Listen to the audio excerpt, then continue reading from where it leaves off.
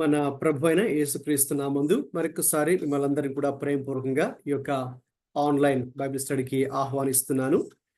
మరి ఈ రోజు 60వ బైబిల్ స్టడీని మనం చేస్తున్నాం. So today is the 60th teaching session day. మరి దేవుడు మరి గత 60 వారాలుగా ఈ ఒక్క సబ్జెక్ట్ని, ఒక అంశాన్ని, క్రొత్త నిబంధనలో ఉన్నటువంటి 4 సువార్తలను మరి మనము క్రమంగా అధ్యయనం చేస్తూ, మరి అందులో మనందరూ విశ్వాసులుగా లేక దేవుని సేవకులుగా, ఎందుకంటే ఈ గ్రూప్లో జాయిన్ అవుతున్నటువంటి వారు విశ్వాసులు ఉన్నారు, అలాగే దేవుని సేవ చేసేటటువంటి వారు కూడా ఉన్నారు. కాబట్టి మరి మనందరికీ కూడా చాలా ప్రయోజనకరమైనటువంటి మన ఆత్మీయ జీవితాన్ని కట్టుకోవడానికి, అలాగే ఇతరుల జీవితాలను కూడా కట్టడానికి ఎంతో ప్రయోజనకరమైనటువంటి అంశాలను మనము ఇక్కడ నేర్చుకుంటూ ఉన్నాం. మనకు పరిశుద్ధాత్మ దేవుడే బోధకుడిగా ఉంటున్నారు. ఎందుకంటే యేసయ్య చెప్పారు, మరి ఆయన వచ్చినప్పుడు మనలను ఆయన అనగా పరిశుద్ధాత్మ దేవుడు సర్వ సత్యంలోనికి నడిపించును. He will lead us into all truth. He will guide us, or he will teach us the entire truth, the whole truth of God. కాబట్టి పరిశుద్ధాత్మ దేవుడే మనకి ఇక్కడ బోధిస్తూ మరి అనేక ఆత్మీయ సంగతులు నేర్చుకోవడానికి ప్రభు మనకు అనుగ్రహిస్తున్నటువంటి యొక్క కృపను బట్టి నేను దేవుని ఎంతగానో స్తుతిస్తూ ఉన్నాను. మొట్టమొదటిగా. రెండవదిగా అలాగే మీరందరూ కూడా మరి ప్రతి వారం కూడా ఆసక్తితో మరి ప్రార్థనా పూర్వకంగా ఇందులో పార్టిసిపేట్ చేయడం కూడా మీ యొక్క ఆసక్తిని నేను కూడా అభినందిస్తూ ఉన్నాను. సో అది మరి నేనైనా మీరైనా అందులో మనం కొనసాగాలి. We must continue in that.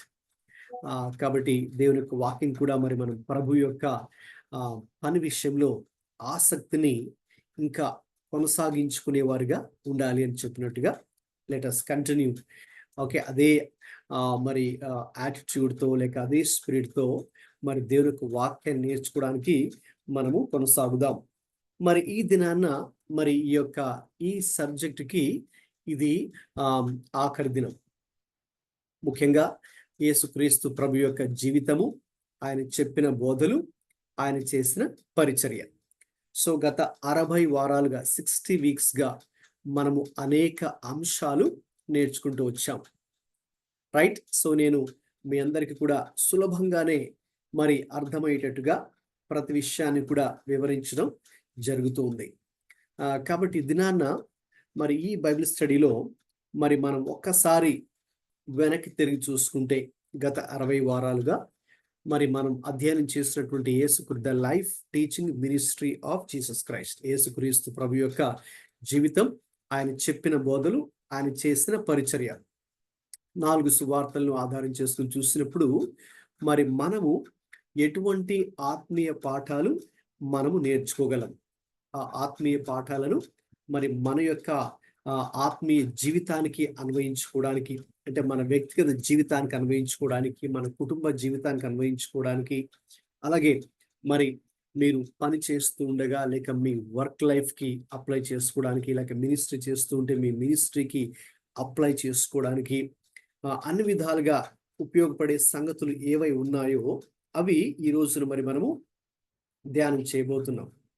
కాబట్టి ఈ యొక్క స్లైడ్ మీరు చూస్తుండగా యేసుక్రీస్తు ప్రభు యొక్క జీవితం నుండి, ఆయన చెప్పినటువంటి బోధనల నుండి, అలాగే ఆయన చేసినటువంటి పరిచర్య నుండి మనము నేర్చుకునేటటువంటి ఆత్మీయ పాఠాలు. రైట్. ఆ స్లైడ్ మీకు కనిపిస్తుంది కదండి. Okay, right. ఒకసారి ఎవరైనా చదవండి, గ్రూప్ లో ఉన్నవారు హెడింగ్ చదవండి. Spiritual lessons from the life, teachings and ministry of Jesus. Okay, రాసుకుంటున్న వాళ్ళు కూడా అది ఈనాటి బైబిల్ స్టడీకి అది ఒక హెడ్డింగ్ గా మీరు రాసుకోవచ్చు. ఓకే, మనం యేసుక్రీస్తు ప్రభు వారి యొక్క జీవితాన్ని పరిశీలించాం. మత్తయి సువార్త, మార్కు సువార్త, లూకా సువార్త, యోహాను సువార్తను ధ్యానించి అందులో ఉన్నటువంటి అనేక సంగతులు, అంటే ముఖ్యంగా నేను దీన్ని 3 విభాగాలు చేసి 3 సెక్షన్స్ గా ఇక్కడ మరి మనం స్టడీ చేసాం. ఒకటి ఆయన జీవితం, ద లైఫ్.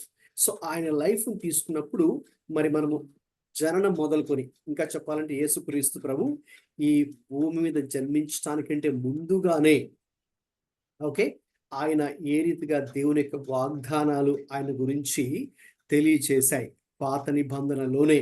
అంటే ఆది కాండము మొదలుకొని, ఎందుకంటే ఆది కాండం మొదటి పుస్తకం కదండి పాత నిబంధనలో. ఇక చివరి పుస్తకం పాత నిబంధనలో చివరి పుస్తకం ఏంటి చెప్పండి? మలాకి. ఎస్. సో ఆది కాండం మొదలుకొని మలాకి గ్రంథం వరకు కూడా ప్రతి గ్రంథంలో కూడా యేసుక్రీస్తుని గూర్చినటువంటి ప్రవచనాత్మకమైనటువంటి వచనాలు ఉన్నాయి. Okay, there are prophecies about Christ ప్రతి పుస్తకంలో కూడా ఉన్నాయి. సో అది నేను దాంతో ప్రారంభించాను మీకు, రైట్? ఒకవేళ అంటే స్టార్టింగ్ నుంచి ఉన్న వాళ్ళకి విషయాలు తెలుసు. ఒకవేళ ఎవరైనా మధ్యలో కనుక జాయిన్ అయి ఉంటే దయచేసి మీరు మళ్ళీ, ఎందుకంటే ప్రతి సెషన్ కూడా ఇక తర్వాత రికార్డ్ చేసి అది అందరికీ కూడా ఓపెన్గా కూడా అందుబాటులో కూడా ఉంచాం. కాబట్టి కొంతమంది అడగడం వల్ల అది ఇంకా పబ్లిక్లో కూడా మన యొక్క ఛానల్లో ఉంటుంది. కాబట్టి అది ఎవరైనా కూడా దాన్ని చూడవచ్చు. ఓకే, ఆ సెషన్స్ మిస్ అయిన వాళ్ళు, మీకు అవకాశం లేక జాయిన్ అవ్వలేని స్థితిలో ఉన్నట్టు వారు కూడా అది మీరు ఒకసారి బ్యాక్ వెళ్ళి ఇవన్నీ కూడా చూసి వినవలసిందిగా నేను కోరుతున్నాను. సో అక్కడితో ప్రారంభించి ఇక ఆయన జననం, ఆయన పుట్టుక, తర్వాత ఆయన ఏ రీతిగా ఇక తర్వాత మొదటి 30 సంవత్సరాలు కూడా ఆ యొక్క నిశ్శబ్ద కాలము, ద సైలెంట్ పీరియడ్ అని పిలువబడేటటువంటి ఆ యొక్క టైంలో ఆయన ఎలా ఉన్నారు, ఎలా జీవించారు, ఎలా పెరిగారు, ఆ విషయాలు కూడా చెప్తూ ఇక తర్వాత తన 30వ ఏట ఏ రీతిగా బాప్తిస్మాను తీసుకొని యోహాను దగ్గర, ఇక తర్వాత ఆయన అరణ్యంలోనికి ఆత్మ చేత కొనుక్కోబడి అక్కడ ఆయన మరి 40 రోజులు ఉపవాస ప్రార్థనల తర్వాత ఇక శోధనలు వచ్చిన తర్వాత కూడా ఏ రీతిగా వాటిని జయించి తర్వాత ఆయన తన యొక్క బహిరంగ సేవ, పబ్లిక్ మినిస్ట్రీ ఏ రీతిగా ప్రారంభించారు, ఏ రీతిగా శిష్యులను ఆయన ఎన్నుకున్నారు, ఇక ఏ రీతిగా ఆయన మరి అనేక ప్రాంతాలకు మరి ఆయన వెళ్ళి మరి ఆయన ఏ రీతిగా దేవుని యొక్క సువార్త, అలాగే దేవుని యొక్క రాజ్యాన్ని గూర్చినటువంటి విషయాన్ని ఏ రీతిగా స్పష్టంగా మరి దేవుని శక్తితో, దేవుని అధికారంతో ఆయన బోధించారు. ఒకవైపు ఏమో ఆయన ఒక మాదిరికరమైన జీవితాన్ని జీవిస్తూ వచ్చారు. అలాగే అదే సమయమందు ఆయన దేవుని శక్తితో నింపబడి దేవుని అధికారముతో ఆయన దేవుని యొక్క రాజ్యపు సువార్తను ఆనాటి ప్రజలకు ఆయన ప్రకటించడం జరిగింది. అలాగే అనేకులను ఆయన స్వస్థపరచడం జరిగింది.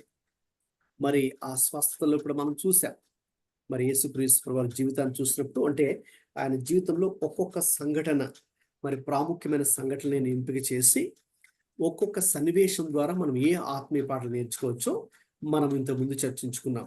అలాగే సెకండ్ సెక్షన్ ఏంటి అంటే ఆయన టీచింగ్స్, ఆయన బోధనలు. మరి ఆయన బోధనల్లో మరి ఏ అంశాల గురించి ఆయన బోధించారు, ఏ విషయాల గురించి, ఏ థీమ్స్ లేక టాపిక్స్ అనుకోవచ్చు, వాటి గురించి ఆయన బోధించారు కూడా మనము ఇంతకుముందు బైబిల్ స్టడీస్లో డీటెయిల్డ్గా చూసుకున్నాం. ఇక తర్వాత ఆయన ఎలా పరిచర్య కూడా చేశారు, ఎవరి మధ్య పరిచర్య చేశారు, ఓకే, మరి ఏ రీతిగా ఆనాటి సమాజంలో మరి దేవుణ్ణి ఎరగకుండా మరి నశించిపోతున్నటువంటి ప్రజలను ఆయన ఏ రీతిగా ఆయనే వెతుక్కుంటూ వారి యొద్దకు వెళ్ళి వారిని కలుసుకొని వారికి సువార్త ప్రకటించి, లేక వారు ఏవైనా అనారోగ్య సమస్యలతో బాధపడుతూ ఉంటే, లేక దురాత్మల చేత పీడించబడుతూ ఉంటే, ఇతరత్ర సమస్యలలో ఉంటే, ఇతరత్ర అవసరాల్లో ఉంటే ప్రభు వారి మధ్యకు వెళ్ళి వారిని ప్రేమతో, దేవుని ప్రేమతో వారి మీద కనికరపడి వారికి దేవుని ప్రేమ చూపించి వారిని ముట్టి వారిని స్వస్థపరిచి, లేక వారిలోని దురాత్మలను వెళ్ళగొట్టి వారికి గొప్ప విడుదల ప్రభు అనుగ్రహించారు. ఏ రీతిగా వారిని స్వస్థపరిచారు. సో ఆ స్వస్థతా పరిచర్య కూడా మరి మనము చాలా మటుకు ఆ సన్నివేశాలను చూస్తూ వచ్చాం.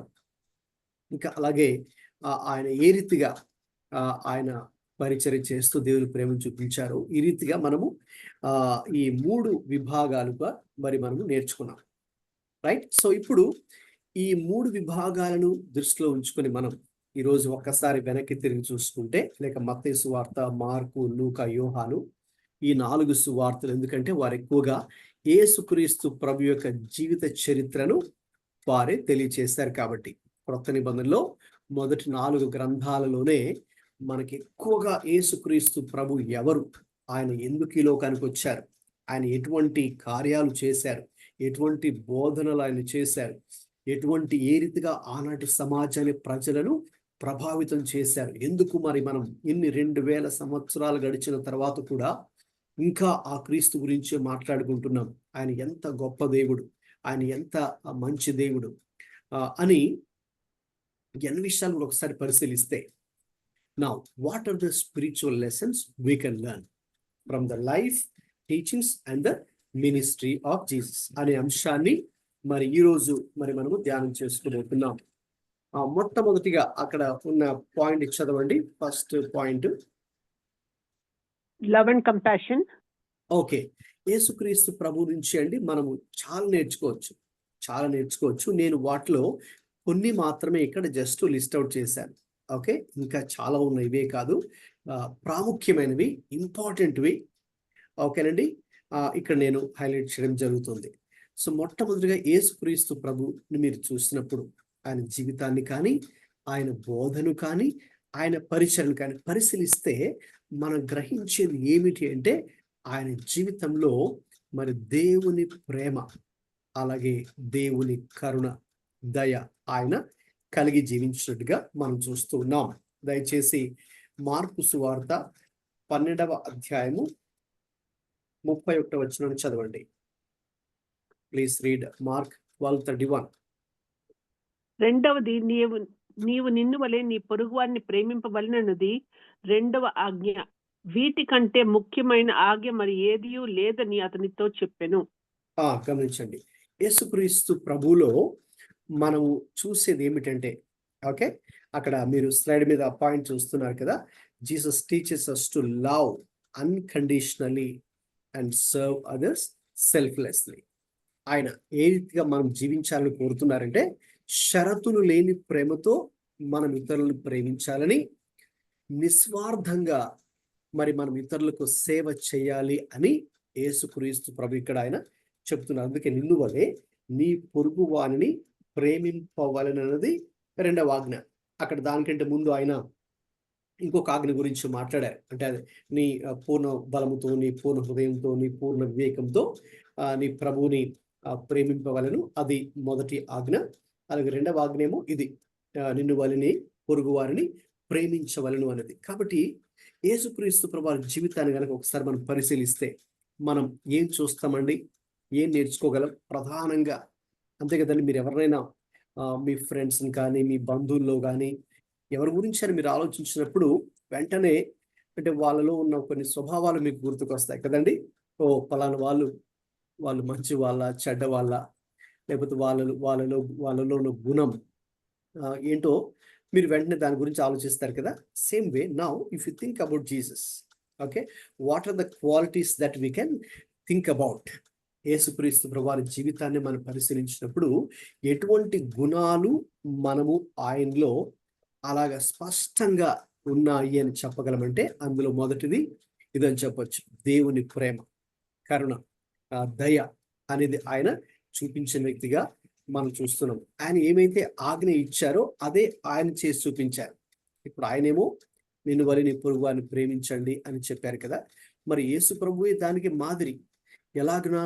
ఎప్పుడైతే ఆయన జన సమూహాలను చూశారో, మరి జన సమూహాలన్నప్పుడు మరి వారు దేవుని ఎరగని వారు, మరి వారు ఇష్టం వచ్చినట్టు ఆనాటి కాలంలో వారు జీవించేవారు. మరి ఎవరికి తోచినట్టుగా వాళ్ళు ప్రవర్తించేవారు, ఎవరికి నచ్చినట్టుగా వాళ్ళు జీవిస్తూ బ్రతుకుతూ ఉండేవారు. అంటే ఒక విధంగా వారు తెలియదు, అంటే ఒకటి రాబోయే రోజుల్లో మరి నరకము అనేది ఉన్నది, లేక దేవుని తీర్పు అనేది ఉన్నది అనే విషయాలేమీ కూడా తెలియకుండా వారు జీవిస్తున్నారు. లేకపోతే అసలు నిజమైన దేవుడు ఎవరో కూడా తెలియకుండా మరి వారికి నచ్చినట్టుగా, నచ్చిన రీతిలో, ఎవరికి నచ్చినట్టుగా ఆ భక్తి విధానంలో ఆ దేవతలను, ఆ దేవులని నమ్మడము, లేకపోతే ఎవరికి నచ్చినట్టుగా ఆనాటి సాంప్రదాయాలు, భక్తి మార్గాలు ఏవైతే ఉన్నాయో జస్ట్ లైక్ టుడే ఈ రోజులో మనకి ఎలాగైతే అనేక మంది అనేక రకాల మతాలు పేరుతో, అనేక రకాల భక్తి మార్గాల పేరుతో ఎవరికి నచ్చినట్టుగా వారు వెళుతూ ఉన్నారో, ఆ రోజు కూడా సమాజం అలాగే ఉంది. మరి ఒక విధంగా చెప్పాలంటే వారు నశించిపోతున్నటువంటి స్థితిలో, అంటే వారి ఆత్మ నశించిపోతున్న స్థితిలో వారు ఉన్నారు.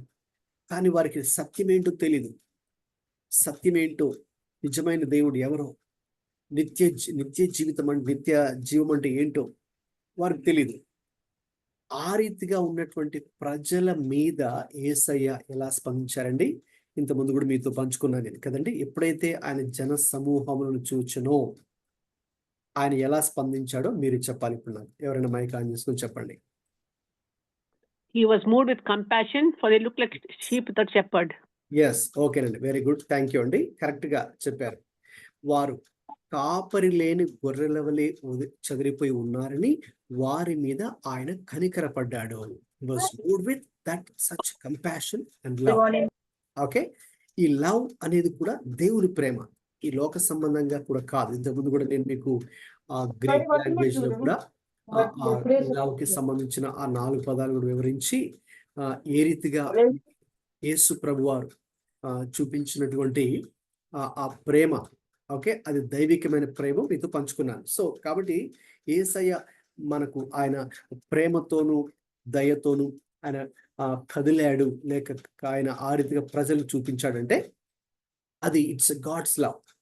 దట్ టు వాట్ ఈ సింపుల్ గా చెప్పాలంటే గాడ్స్ లవ్ అంటే ఏంటంటే ఇట్స్ అన్కండిషనల్ లవ్. ఇక్కడే ఉంది కదండి ఈ స్లైడ్ మీద మీరు చూస్తున్న పాయింట్ లో, దేవుని ప్రేమ ఎటువంటిది మరి? అన్కండిషనల్ లవ్ అంటే షరతులు లేని ప్రేమ.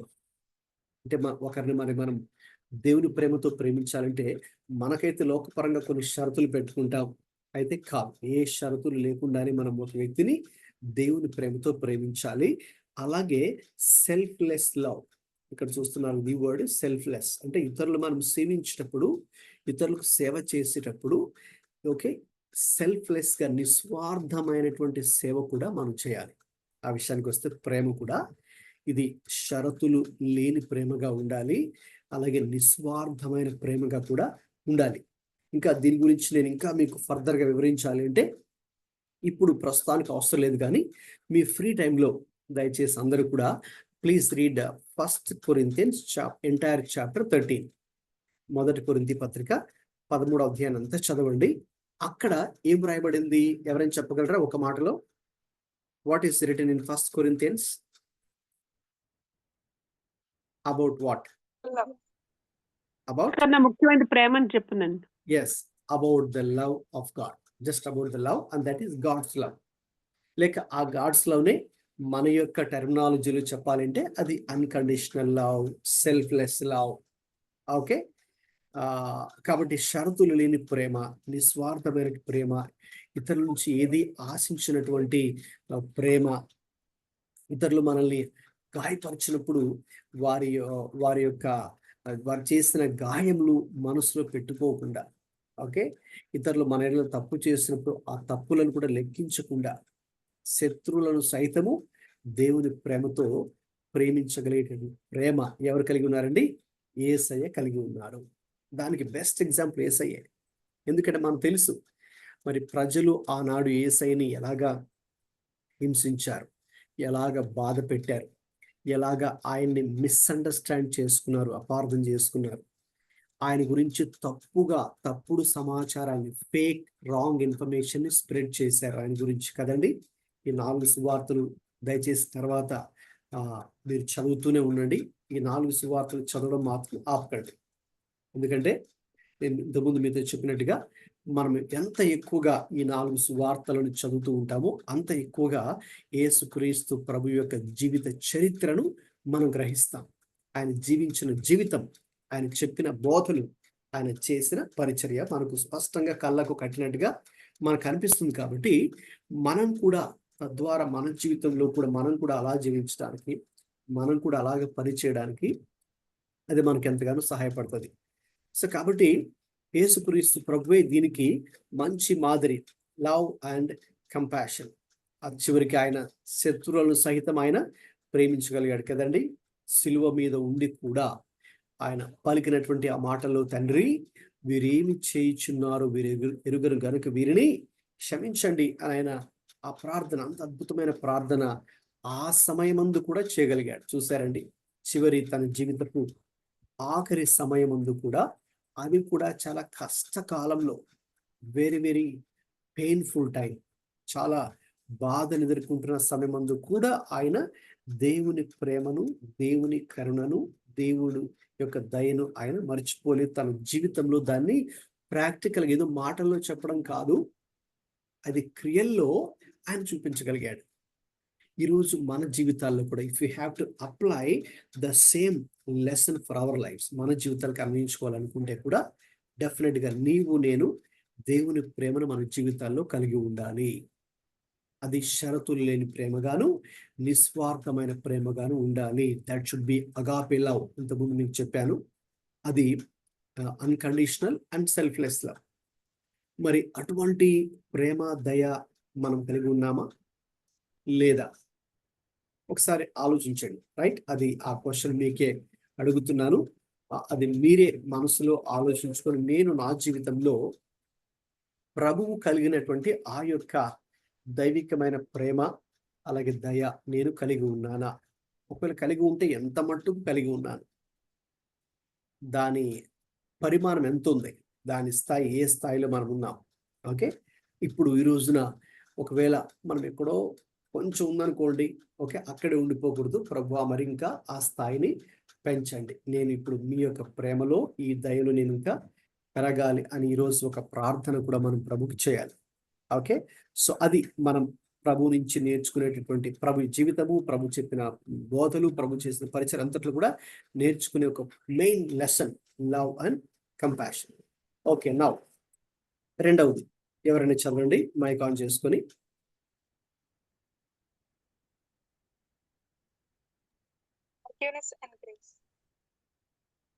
ఓకే, ఫర్గివ్నెస్ అండ్ గ్రేస్, క్షమాపణ మరియు కృప.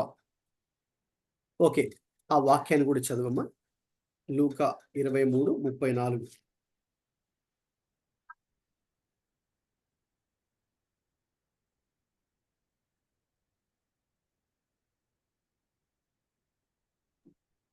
యేసు, తండ్రి మీరేం చేయించున్నారో వీరు ఎరుగను కనుక వీరిని క్షమించమని చెప్పాను. వారు ఆయన వస్త్రములు పంచుకున్నట్టుకై చీట్లు వేసిరి. Okay, right. జస్ట్ ఇప్పుడే మీతో చెప్పాను కదా ఇదే వచనాన్ని, అది ఇక్కడ ఉంది లూకా 23:34లో. ఆయన సిలువ వేయబడుతూ, సిలువ మీద ఉండి కూడా మరి ఆయన తండ్రికి ఆ ప్రార్థన చేశారు. తండ్రి వీరు ఏమి చేయించున్నారో వీరు ఎరుగరు గనుక వీరిని క్షమించమని ఆయన చెప్తున్నారు. కాబట్టి ఆయన చూడండి, ఆయన అక్కడ ఆయన్ని మాటలతో అనే వాళ్ళు ఉన్నారు, ఆయన కొట్టే వాళ్ళు ఉన్నారు, ఆయన గాయపెట్టే వాళ్ళు ఉన్నారు, భౌతికంగా మానసికంగా అన్ని విధాలు కూడా అక్కడ అతన్ని ఇబ్బంది పెట్టేవారు ఉన్నారు. అయితే ఆయన ఆ క్షణమందు కూడా ఆయన ఆ రీతిగా ఆ ప్రార్థన చేశారు అంటే ఆయనలో ఏదో ఒక మంచి గుణం ఉంది, ఒక మంచి లక్షణం మనకు అనిపించింది. ఏంటి ఆ మంచి లక్షణము? క్షమాపణ, ఇతరులకు కృప చూపించేటటువంటి మనస్సు, ఇతరులను క్షమించేటటువంటి మనస్సు. రైట్. సో కాబట్టి మనం ఇప్పుడు యేసుక్రీస్తు వాళ్ళ జీవితాన్ని అంతా చూసినప్పుడు, మరి యేసు ప్రభు వారిని ద్వేషించిన వారు చాలా మంది ఉన్నారు. ఇప్పుడు ఒక ప్రశ్న మిమ్మల్ని అడుగుతాను, యేసు ప్రభు వారిని ద్వేషించిన వారు చాలా మంది ఉన్నారు కదా, మరి తిరిగి యేసు ప్రభు వారు ఏ ఒక్కరైనా తిరిగి ద్వేషించారా? చెప్పాలి, ఆన్సర్ చెప్పాలి.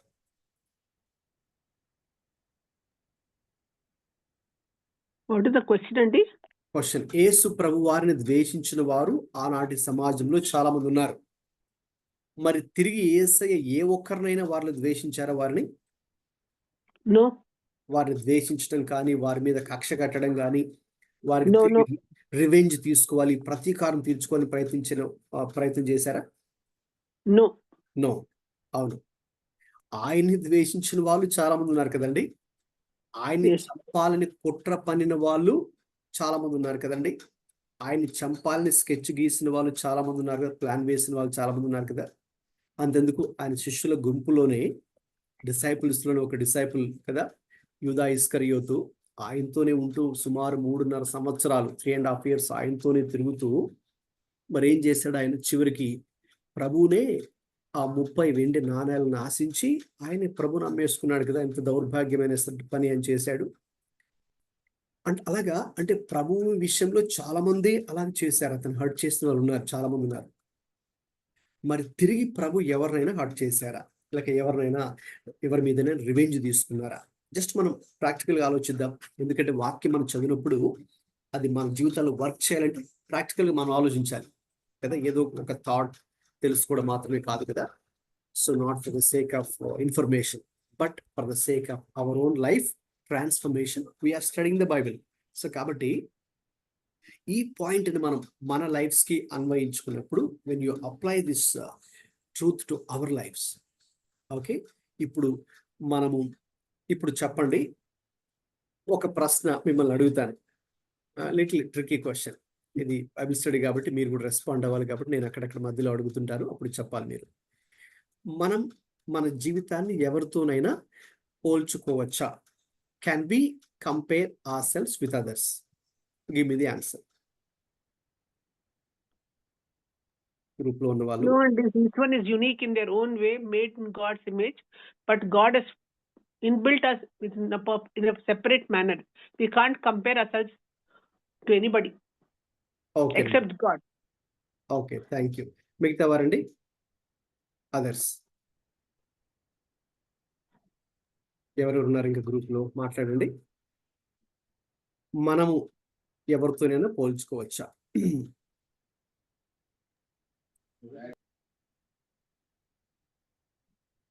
మాట్లాడే వాళ్ళు అన్మ్యూట్ చేస్తారు కదా, మాట్లాడమ్మా, గట్టి మాట్లాడు.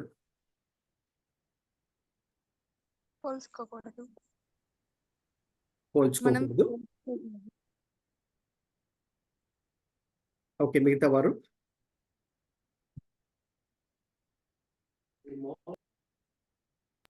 మనం ఇతరులతో పోల్చుకోకూడదు. ఓకే, మనం ఇతరులతో పోల్చుకోకూడదు. we should not compare ourselves with others.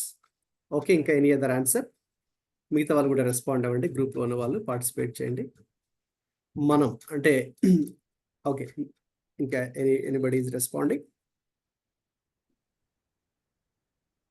మనము ఎవరితో కూడా పోల్చుకోకూడదు. ఓకే, అయితే సాధారణంగా జరిగేది ఏంటండి మరి?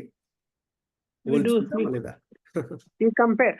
యా ప్రాక్టికల్ గా మనం మాట్లాడుకుంటే కదండి, తప్పకుండా మరి మనము ప్రతిసారి కూడా ఏదో ఒక సందర్భంలో మనం వేరే వాళ్ళతో వీళ్ళతో పోల్చుకొని, ఓకేనా, ఏదైతే వాళ్ళకి ఏముందో మనకేముంది, ఓకేనా, అన్ని విషయాలు కూడా మనకు తెలియకుండానే జరిగిపోతుంటది కదండి. అయితే బైబిల్ ప్రకారం మనం మాట్లాడాలంటే మనము ఇతరులతో పోల్చుకోకూడదు. ఓకే, తర్వాత స్టార్టింగ్ లో సరళ సిస్టర్ గారు చెప్పినట్టుగా మరి దేవుడు ప్రతి వ్యక్తిని కూడా ఒక ప్రత్యేకమైన రీతిలో దేవుడు చేశాడు. God has created everyone unique అన్నమాట. అంటే ఇప్పుడు మీరున్నట్టు నేను లేను, నేనున్నట్టు మీరు లేరు.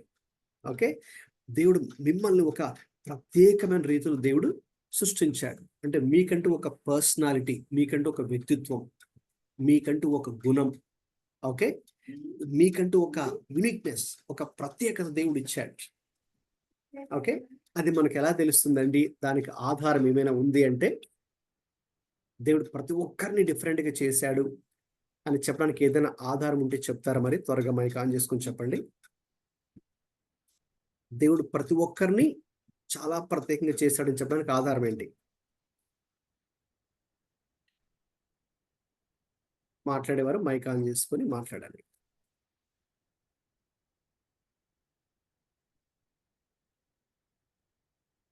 దేవుడు ప్రతి ఒక్కరిని ప్రత్యేకంగా చేశాడని చెప్పడానికి ఆధారం ఏంటి? ఒకరి పోలికలో ఇంకొకరు లేరు. ఓకే, ఇంకా మిగతా వారు?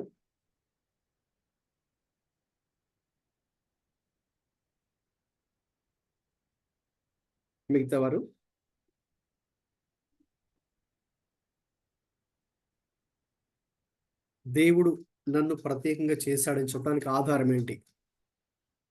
I think he has created us in his image for a purpose that is specific to each one of us. Okay, Psalm 139 లో ఉంది కదండి, I don't know the verse, but Psalm 39 లోని అవును.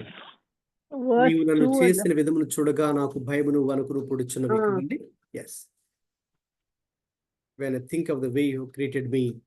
Okay, yes, yeah, that's the one. Yeah, correct అండి. Okay, ఇంకా anybody ఇంకెవరైనా చెప్పాలనుకున్నారండి? దేవుడు నన్ను ప్రత్యేకంగా చేశాడని చెప్పడానికి ఏదైనా ఒక ఆధారం. మరి మన తల్లి గర్భంలో మనం పడకముందే దేవుడు మనల్ని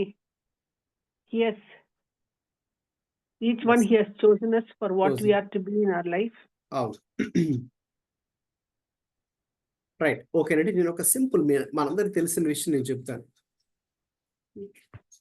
అవును, మనకు తెలిసిన విషయము, దేవుడు నన్ను ప్రత్యేకంగా చేశాడని చెప్పడానికి ఆధారం Aadhaar card. Very good, very good. మీ అందరికి ఆధార్ కార్డు ఉందా లేదా చెప్పండి? ఉందండి. ఉంది కదండి. ఎస్. సో మీ అందరికీ ఉన్న ఆధార్ కార్డే ఆధారం. దేనికి ఎవిడెన్స్? అది దేవుడు నన్ను ప్రత్యేకంగా చేశాడు. I'm so unique. ఇంకా నాలాగా ప్రపంచంలో జస్ట్ ఏదో మన స్టేట్లోనూ మన ఇండియాలో మన కంట్రీలోనే కాదు, ప్రపంచంలోనే. అంటే ప్రపంచంలో ఇప్పుడు జనాభా ఎంత ఉంది? సుమారు 850 కోట్లకు పైగానే ఉంది ప్రస్తుత వరల్డ్ ప్రజెంట్ పాపులేషన్. ఎంతమందిలో ఓకే, ఇంకా మీలాంటి వ్యక్తి సెకండ్ పర్సన్కి ఎవ్వరు లేరండి. అంత స్పెషల్గా, అంత యునిక్గా, అంత ప్రత్యేక దేవుడు నిన్ను నన్ను చేశాడు. ఎప్పుడైనా దాని గురించి ఆలోచించారా? ఓకే, సో అది అంత ప్రత్యేకతతో దేవుడు నిన్ను నన్ను చేశాడు. ఎందుకు చెప్తుంటే ఆ మాట, చాలాసార్లు మనం ఏం చేస్తామంటేనండి, మనకు తెలియకుండానే మనల్ని వేరే వాళ్ళతో పోల్చుకున్నాయో, వాళ్ళకి అది ఉంది మనకి ఇది లేదు, లేకపోతే వాళ్ళు బాగా టాలెంటెడ్గా ఉన్నారు, వాళ్ళు బాగా చదువుకుంటున్నారు, నేను సరిగ్గా చదువుకోలేకపోతున్నానేమో, లేకపోతే వాళ్ళు చాలా ఇలాగున్నారు, నేను ఇలాగ లేను అని వేరే వాళ్ళతో మనం పోల్చుకొని, అంటే మనకున్న జ్ఞానంతో కానీ, మనకున్న వస్తువులతో కానీ, మనకున్న టాలెంట్స్ తలాంతులతో కానీ, what ever it may be, compare చేసుకోవడం వల్ల ఏం జరుగుతుంది ప్రాక్టికల్గా అంటే మనందరూ కూడా డిస్కరేజ్ అయిపోతూ ఉన్నాం. మనందరూ కూడా ఇంకా చాలా విసిగిపోతూ ఉన్నాం. ఒక విధంగా చెప్పాలంటే దేవుడు మనం చేసిన ఆ ప్రత్యేకతను మర్చిపోతూ ఉన్నాం. Okay, so that means you are not really appreciating God for creating you in his own image. చూస్తున్నారు, దీనివల్ల ప్రమాదం ఏంటంటే మరి నెక్స్ట్ తెలియకుండానే, అంటే మనం ఇండైరెక్ట్ గానే దేవుణ్ణి దూషిస్తున్నట్టు. ఏంటంటే, ప్రవ్వా ఏంటయ్యా నన్ను ఇలా చేసావేంటి, చూడు వాళ్ళని ఇలా చేసావు, వాళ్ళు ఇంత టాలెంట్గా ఉన్నారు, వాళ్ళు ఇంత బాగా సక్సెస్ఫుల్గా ఉన్నారు, నేనైతే ఇలాగా ఉన్నాను, నాకన్నా వాళ్ళే బెటరు, ఎందుకు నన్ను ఇలా చేసావని దేవుని పోలిక నీవు దూషిస్తున్నావు అని అర్థం. ఎప్పుడైతే నీవు ఇతరులతో పోల్చుకుంటావో, ఇంకా ఆ విషయాలు ఏమన్నా కావచ్చు. ఓకే, అందుకే నేను చెప్తున్నాను, మనం ఎవరితో కూడా మన జీవితాలను పోల్చుకోకూడదు. ఒకవేళ పోల్చుకోవాల్సి వస్తే ఒక వ్యక్తితోనే పోల్చుకోవాలి. మరి ఆ వ్యక్తి ఎవరితో పోల్చుకోవాలి మన జీవితానండి? కరెక్ట్. కేవలం ప్రభువుతో మాత్రం పోల్చుకోవాలి. అది కూడా ఎందుకు పోల్చుకోవాలంటే, ఈ రోజు నేను చెప్పే ఈ 10 విషయాలు నేను చెప్పబోతున్నాను.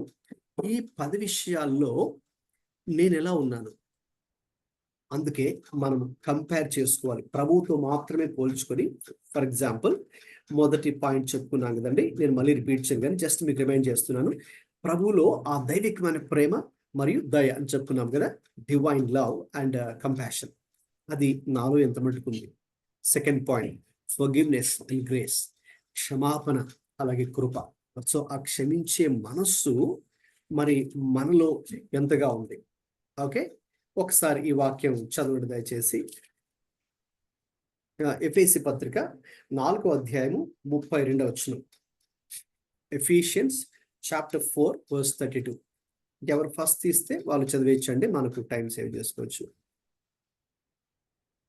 గట్టిగా స్పష్టంగా చదవండి. ఎవరు ఫస్ట్ తీస్తే వాళ్ళు చదివేయండి. తెలుగు కానీ ఇంగ్లీష్ అయినా పర్లేదు. ఎఫెసియన్స్ 4:32. ఒకని ఎడల ఒకడు దయ కలిగి కరుణా హృదయులై క్రీస్తు నందు దేవుడు మిమ్మల్ని క్షమించు ప్రకారము మీరును ఒకరినొకరిని క్షమించుడి. ఓకే, థ్యాంక్ యూ అండి. ఎవరి దగ్గర ఇంగ్లీష్ బైబిల్ కూడా ఉంటే చదవండి త్వరగా.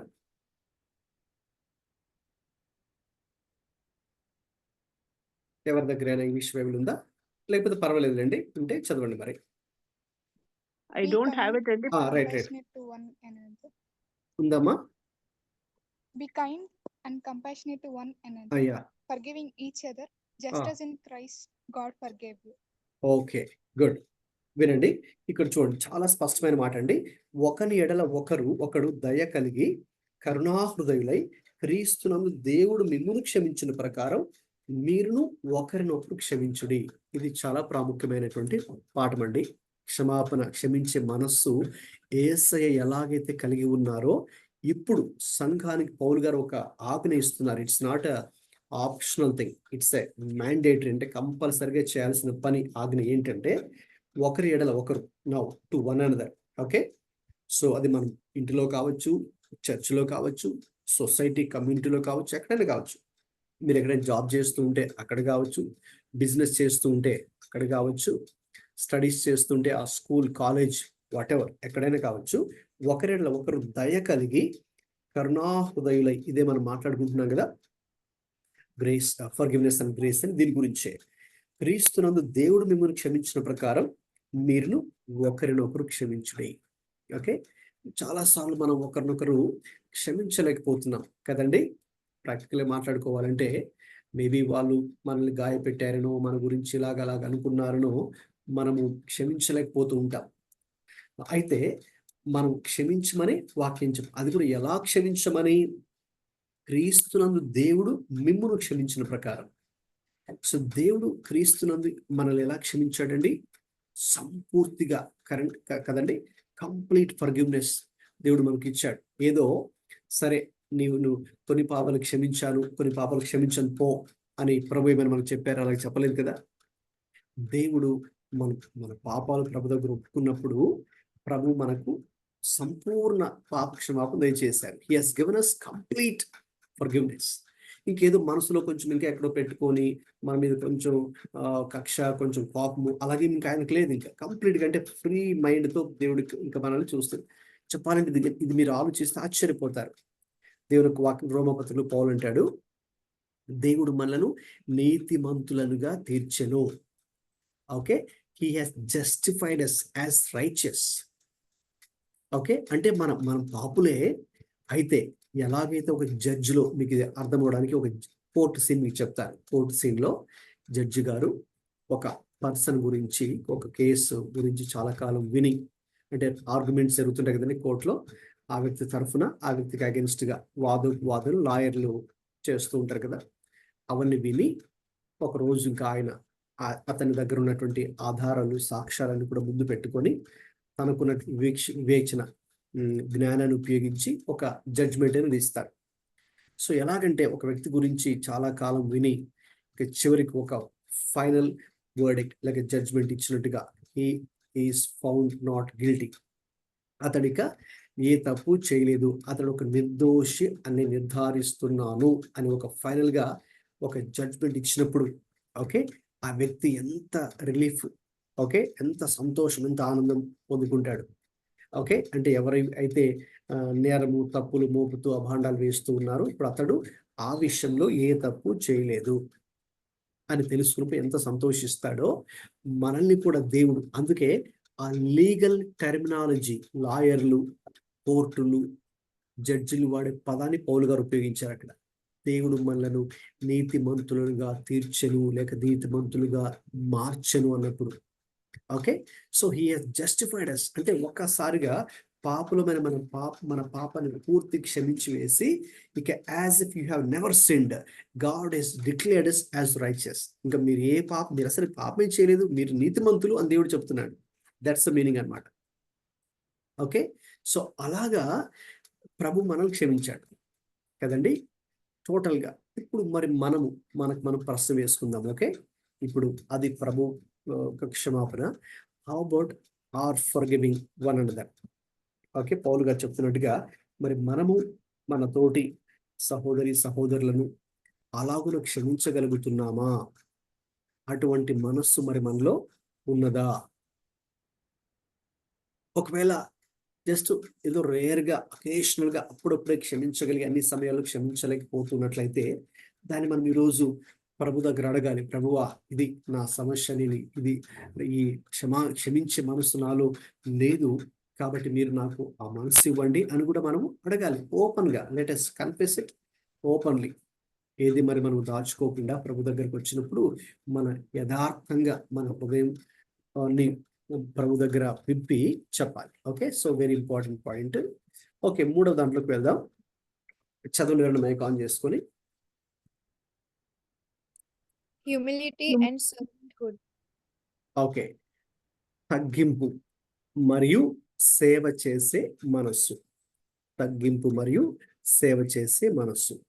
ఇక్కడ యోహాను సువార్త 13 మొదటి 17 వాక్యాలు, అంటే నేను టైం ఎక్కువ లేదు కాబట్టి ఆ హోల్ ప్యాసేజ్ ఇప్పుడు మనకు చదవాల్సిన అవసరం లేదు. అయితే మీరు తర్వాత మీ ఫ్రీ టైం ఖచ్చితంగా చదవండి. అంటే అక్కడ ఏముంది నేను వివరిస్తాను బ్రీఫ్గా. అక్కడ ఏముందంటే ఒకరోజు ప్రభువు శిష్యులందరినీ పిలిచి కూర్చోబెట్టి, ఇంకా ఆయనే ఒక గిన్నెలో, పెద్ద గిన్నెలో నీళ్లు తీసుకొని, ఒక టవల్ తీసుకొని ఏం చేశారు, ఇంకా శిష్యుల పాదాలను ఆయన కడగడం ప్రారంభించారు. మరి అది అందరికీ ఆశ్చర్యాన్ని కూడా గురి చేసింది. సో అది చేసి ఆయన మీరును ఇలాగూ ఇతరులకు చేయుడి అని ఆయన చెప్పారు. అంటే దాని అర్థం ఏంటంటే, మీరు ఎటువంటి యాటిట్యూడ్ కలిగి ఉండాలి అంటే attitude of humbleness. Okay, humility, తగ్గింపు అనే గుణాన్ని మీరు కలిగి ఉండాలి. అలాగే సేవ చేసే మనస్సు కూడా మీరు కలిగి ఉండాలి. ముఖ్యంగా దేవుని రాజ్య సంబంధులు, people of God's kingdom. Okay, మనం విశ్వాసులు కావచ్చు, దేవుని సేవ చేసేటటువంటి పాస్టర్స్ అయినా, ఓకే, మనలో కలిగి ఉండవలసిన లక్షణము అదే, తగ్గింపు, అలాగే సేవ చేసేటటువంటి మనస్సు. సో ఒకరు గొప్పతనం ఎందులో ఉంది అంటే, అక్కడ ఒక స్టేట్మెంట్ ఉంది కదా, చదవండి ఆ స్టేట్మెంట్ ఎవరైనా మైక్ ఆన్ చేసుకొని. True greatness lies in serving others with humility. Yes. So మన గొప్పతనం ఎప్పుడు కనిపిస్తుంది అంటే, మనం ఏదో ఇతరులకి ఆజ్ఞ ఇచ్చేటప్పుడు కాదు, తగ్గింపుతో ఇతరులకు మరి మనము సేవ చేసినప్పుడే మనలో ఉన్న గొప్పతనము కనిపిస్తుంది. అంటే ప్రభు దాన్ని చూపించారు, మాటల్లో కాదు క్రియల్లో చేసి ఆయన చూపించారు తగ్గింపు అంటే ఏంటో. ఓకే, అలాగే సేవ చేయడం అంటే ఏంటో. అలాగే మనకు ప్రయారిటీ ఇచ్చుకోకుండా ఎదుటి వాళ్ళకు మనము ప్రాధాన్యత ఇవ్వడము, ఎదుటి వారి విషయాల్లో మనం కూడా పట్టించుకొని వారికి సహాయం చేసే విషయంలో కానీ, వారికి అన్ని విధాలుగా ఓకే చేసే విషయంలో ప్రభువే ఒక మాదిరి. ఏ రీతిగా మనమే కొన్నిసార్లు రిస్క్ తీసుకోవాల్సి ఉంటుంది, కొన్నిసార్లు మనమే ఎదుటి వాళ్ళ కొరకు వాళ్ళకి సహాయం చేయడం కోసం కొన్ని చిన్న చిన్న త్యాగాలు చేయాల్సి ఉంటుంది. ఓకే, మన టైంని అడ్జస్ట్ చేసుకోవాల్సి ఉంటుంది, మనం కొంత ఖర్చు పెట్టుకోవాల్సి ఉంటుంది, మనము కొంత రిస్క్ తీసుకోవాల్సి ఉంటుంది, మనం కొంత ఎక్స్ట్రా మైల్ నడవాల్సి ఉంటుంది. ప్రభు అన్నారు కదా మత్తయి సువార్త 5లో, అలాగా there is everything involved in it. There is అది అంత ఈజీ ఏం కాదు కదండి. కాబట్టి అయితే ప్రభు చేసి చూపించారు. సో ఈరోజు మనం ప్రభు జీవితం గురించి చూసుకుంటే మనం అదే కదా నేర్చుకునేది. ప్రభు ఎంత ఆయన తగ్గింపు గలవాడంటే, ఆయన దేవుని కుమారుడై ఉండియు, ఓకే, అది చాలా ఆశ్చర్యాన్ని కలిగించేటటువంటి ఒక మాట.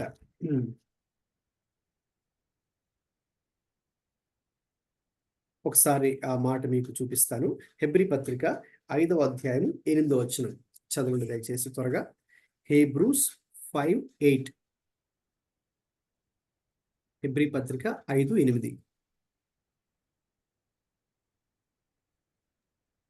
ఆయన కుమారుడయుండియు తాను పొందిన శ్రమల వలన విధేయత నేర్చుకొనెను. ఓకే, ఇంగ్లీష్ లో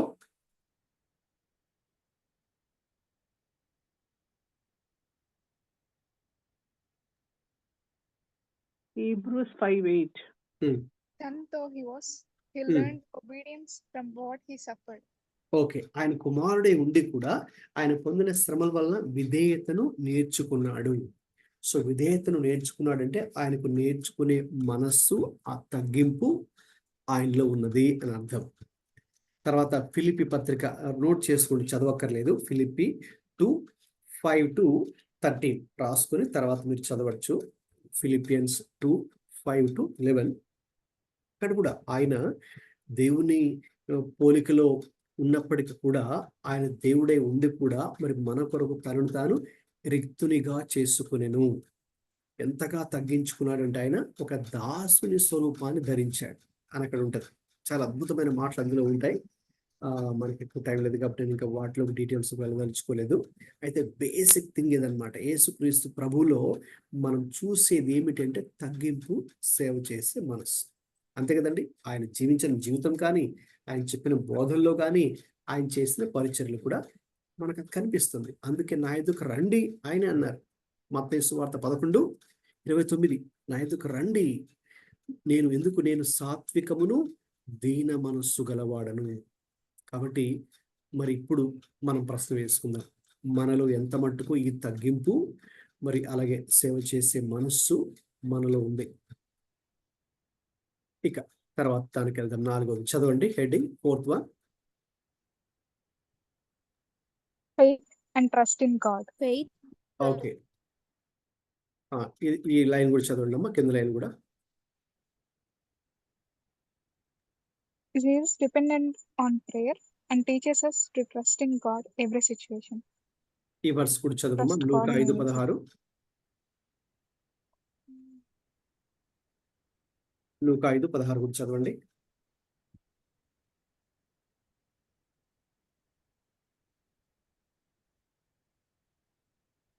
ఆయన ప్రార్థన చేయుటకు అరణ్యములోనికి వెళ్ళుచున్నాను. అదండి, యేసుక్రీస్తు ప్రభువు ఆయన అది ఒక వాడుక. ఆయన వాడుక చొప్పున అంటే రెగ్యులర్ గా క్రమంగా ఆయన మరి ప్రార్థన చేయటకు అరణ్యంలో కూడా వెళ్ళారు ఆయన. సో ఎందుకు అది అంటే ఆయన దేవుని మీద ఏ రీతిగా ఆధారపడుతున్నాడో ఆయన చేసిన ప్రార్థన మనకు అర్థమవుతుంది. అలాగే యోహాను సువార్త 17వ అధ్యాయం అంతా కూడా మీరు తర్వాత చదవండి. అది యేసు చేసిన ప్రధాన యాజకుని ప్రార్థన అని పిలుస్తారు. We call John 17 the high priestly prayer of Jesus. మరి అక్కడ కూడా ఆయన చేసిన ప్రార్థన మనకి ఏం తెలియచేస్తుంది అంటే, మనం ఒకరికి ప్రార్థన చేస్తున్నాం, దాని అర్థం ఏంటంటే, దేవా మరి నేను నా సొంత శక్తి చేత, నా సొంత బలము చేత, లేక నా సొంత తెలివి చేత నేను ఇది సాధించలేను తండ్రి, నేను అందుకే మీ శక్తి మీద ఆధారపడుతున్నాను, మీ కృప మీద ఆధారపడుతున్నారు, కాబట్టి మీరు నాకు సహాయం చేయాలి ఈ విషయంలో అని ప్రతి సిచ్యువేషన్లో కూడా యేసు ప్రభు గెత్సెమనే తోటలో చేసిన ప్రార్థన కదండి, అది మనకు నేర్పిస్తుంది. So Jesus depended on God. That means faith and trust in God.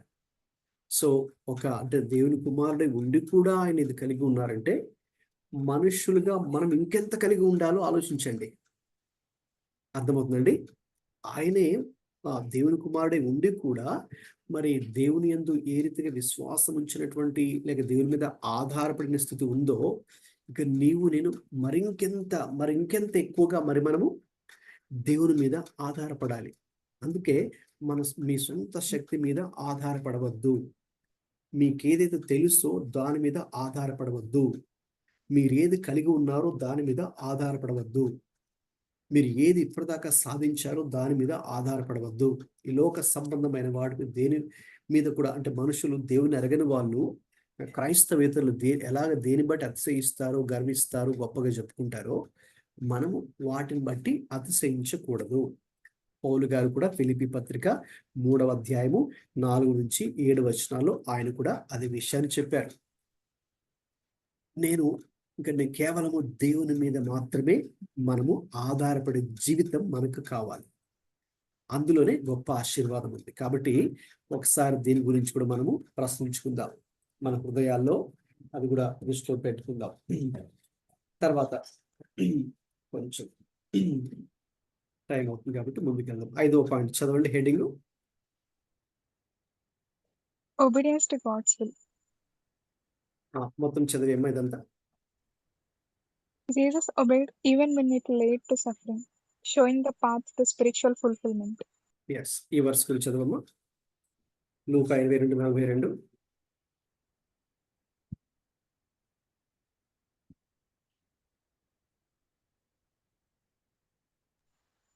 తండ్రి, ఈ గిన్నె నా ఎదుట నుండి తొలగించుటకు నీ చిత్తమైతే తొలగించుము, అయినను నా ఇష్టం కాదు నీ చిత్తమే సిద్ధించును గాక అని ప్రార్థించను. ఓకే, గమనించండి. దేవుని చిత్తము చేయడానికి యేసయ్య విధేయత చూపించాడు. గెత్సేమనే తోటలో చేసిన ప్రార్థనే అది. ఆయనకి అంటే మానవుడిగా ఈ లోకంలో మరి ఆయనకి అది కష్టమే, ఆ శ్రమ, ఆ సిలువ మోయడం, ప్రపంచంలో అందరి పాపాలను పాప భారాన్ని మోయడం మరి ఆయన వల్ల కాదు. అయినా కూడా ఏం చెప్పారు, ప్రభువా ఈ గిన్నె నా ఎదురు నుంచి తొలగించమని చెప్పిన ఆయనను నా చిత్తం కాదు నీ చిత్తమే నెరవేరును గాక అని ఆయన చెప్పారు. నీ చిత్తమే సిద్ధించును గాక అని ప్రార్థించారు కదా. ఆ రీతిగా మరి మనం యేసుక్రీస్తు ప్రభువారిని చూసినప్పుడు నేర్చుకునే ఒక ఆత్మీయ పాఠం ఏంటంటే, ఆయన ఏ రీతిగా తండ్రి చిత్తాన్ని చేయడానికి విధేయత చూపించారు. మరి అది ఒకసారి మనకు అన్వయించుకుందాం. Let us think about that. మన జీవితంలో దేవుని చిత్తాన్ని చేయడానికి మీరు ఎంత మటుకు ఇష్టపడుతున్నారు? అంటే మనుషులుగా మనందరికీ మనకంటూ కొన్ని ఇష్టాలు అన్నీ ఉంటాయి. అయితే మీ ప్రయారిటీ ఏంటి? What is your priority? Okay, God's will, దేవుని చిత్తమా, లేక మనం ఏదైతే చేయాలనుకున్నామో లేకపోతే మన ఇష్టానుసారంగా చేయడము, అలాగ దేనికి మీరు ప్రాధాన్యత ఇస్తారు? ఓకే, సో యేసయ్య ద్వారా నేర్చుకునే పాఠం ఏంటి అంటే, మనం దేవుని చిత్తాన్ని చేయడానికి మరి మనల్ని మనం పూర్తిగా సమర్పించుకోవాలి. అది మరి కొన్నిసార్లు చాలా కష్టం. అది మనం అంత ఈజీగా ఏమీ ఉండదు. అలాగే కొన్నిసార్లు మనకు అర్థం కాదు కూడా.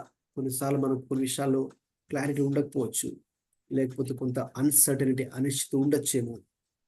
కొన్నిసార్లు మనకు కొన్ని విషయాలు పూర్తిగా అంటే కంప్లీట్ పిక్చర్ కూడా మనకు తెలియదు. But okay, you need to be willing to do God's will. Okay, అన్ని విషయాలు కూడా దేవా మరి మీరు ఏ రీతిగా మీ చిత్తం ప్రకారంగా ఉందో అలాగే జరిగించండి. అది కూడా దేవుని God's perfect will, God's permissive will అని రెండు విధాలుగా ఉంటాయి దేవుని చిత్తం.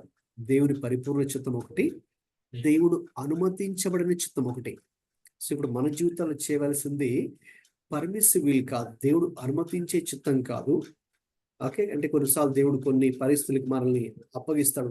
మీరు ఒకవేళ ఒక విషయంలో చాలా పర్టికులర్గా ఉంటే మరి దాని తర్వాత మనం కొన్ని కాన్సిక్వెన్సెస్ ఫేస్ చేయాలి. దానికి మనమే బాధ్యులు అవుతాం. అందుకనే అలా జరగకుండా ప్రభువా ఈ విషయంలో పలానా విషయంలో మీ పరిపూర్ణ చిత్తమే, అంటే your perfect will be done in my life Lord అని మనము you need to obey. First of all you need to discover God's will. రెండు విధాలు ఉంటుంది ఇందులో కూడా. మొదట దేవుని చిత్తం ఏంటి అని మనము దేవుని సన్నిధిలో కనిపెట్టి తెలుసుకోవాలి. రెండవది తెలుసుకున్న తర్వాత ఏం చేయాలి, దాన్ని చేయాలి. That means you are showing obedience to God's will. తెలుసుకోవడం మాత్రమే కాదు కదా. కొంతమంది తెలుసుకుని అక్కడితో ఆపేస్తారు, కానీ కాదు. సో మనము తెలుసుకోవడం మాత్రమే కాకుండా ఆ తెలుసుకున్న దేవుని చిత్తానికి విధేయత చూపించి ఆ ప్రకారంగా చేయాలి. చేసినప్పుడు అప్పుడు అందులో దేవుడు ఉంటుంది. దేవుడు అబ్రహాముకు చెప్పినప్పుడు, అబ్రహాము నీవు మరి నీ యొక్క బంధువులను అందరిని విడిచిపెట్టి నేను చూపించే స్థలానికి నేను వెళ్ళాలన్నప్పుడు ఆయన వెంటనే ఈ ఇమ్మీడియట్లీ ఒబేడ్ ఇట్. మరి ఆయనకు అర్థం కాదు అసలు. ఒక విధంగా చెప్పాలంటే దేవుడు అడ్రస్ చెప్పకుండా బయలుదేరమన్నాడు. మనం ఎక్కడైనా ఒక చోటుకి వెళ్ళాలంటే మనకి ఏం తెలియాలి, అడ్రస్ తెలియాలి కదండి, లొకేషన్ తెలియాలి కదా. మరి అబ్రహాము దేవుడు లొకేషన్ పంపించలేదు. ఓకే, ఒక విధంగా దేవుడు అబ్రహాం యొక్క విశ్వాసాలను పరీక్షించాడు. బట్ ఇమీడియట్గా దేవుడు అబ్రహాము విధేయత చూపించాడు. సో అది ఆ రీతిగా దేవుని చిత్తాన్ని చేయడానికి విధేయత మనకు అవసరం. నెక్స్ట్ చదవము.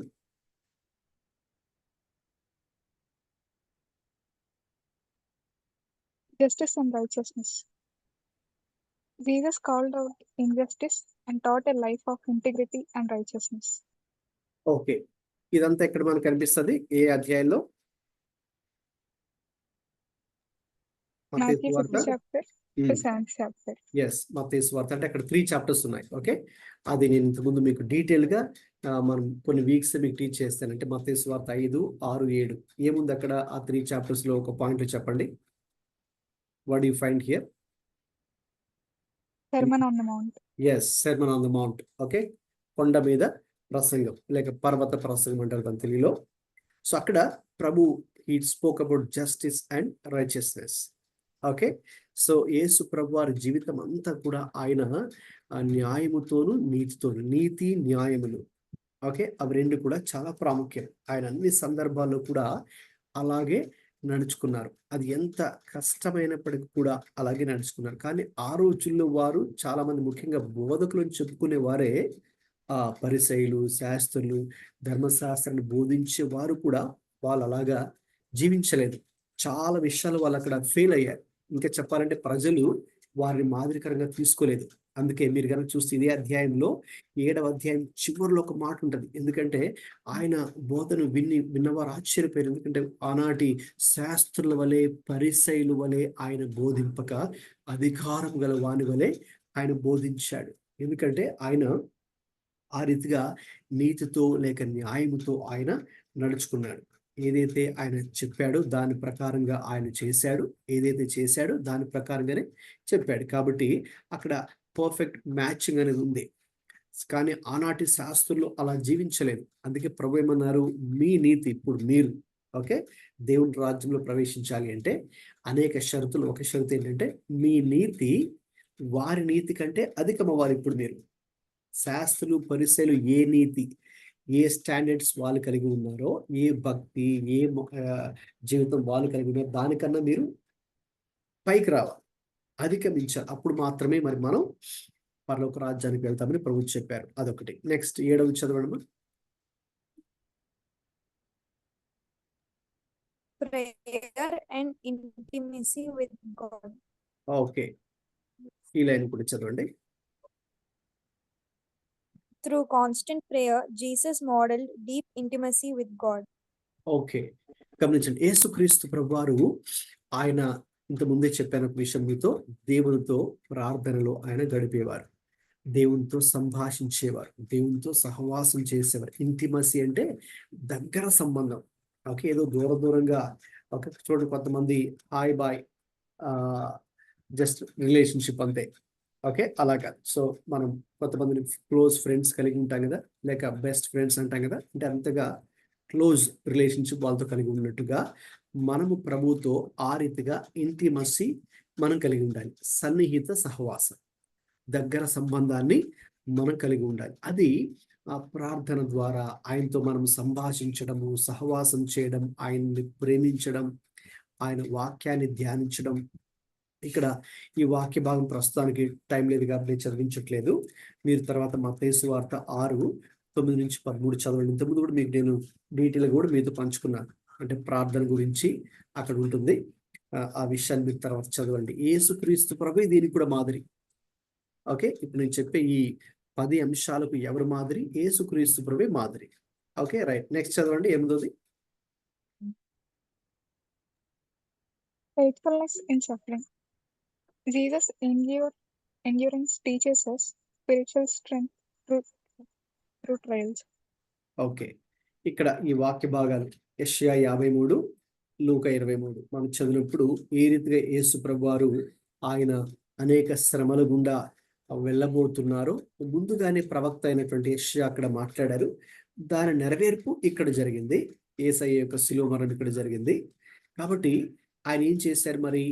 శ్రమలు మధ్యలో, వ్యతిరేకతల మధ్యలో, ఇబ్బందుల మధ్యలో, ప్రతికూల పరిస్థితుల మధ్యలో, అవమానముల మధ్యలో ఆయన ఏం చేశారు?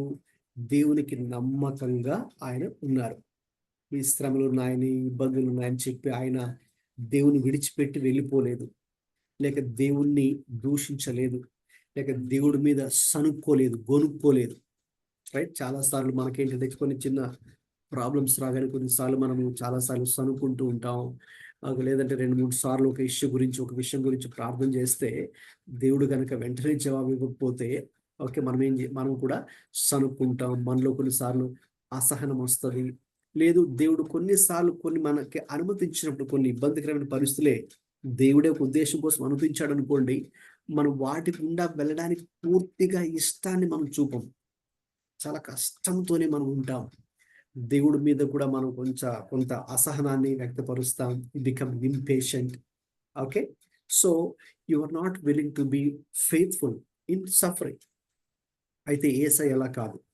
మనం ఆయన జీవితాన్ని చూసాం కాబట్టి, ఆయన బోధలు విన్నాం కాబట్టి, ఆయన పరిచర్య కూడా గురించి నేర్చుకున్నాం కాబట్టి, సఫరింగ్స్ వచ్చినప్పుడు మనకు క్రీస్తు సంఘం కూడా ఈ మధ్య రైట్ ఆనాటి కాలంలోనే చాలా హింసలు వచ్చాయి సంఘానికి.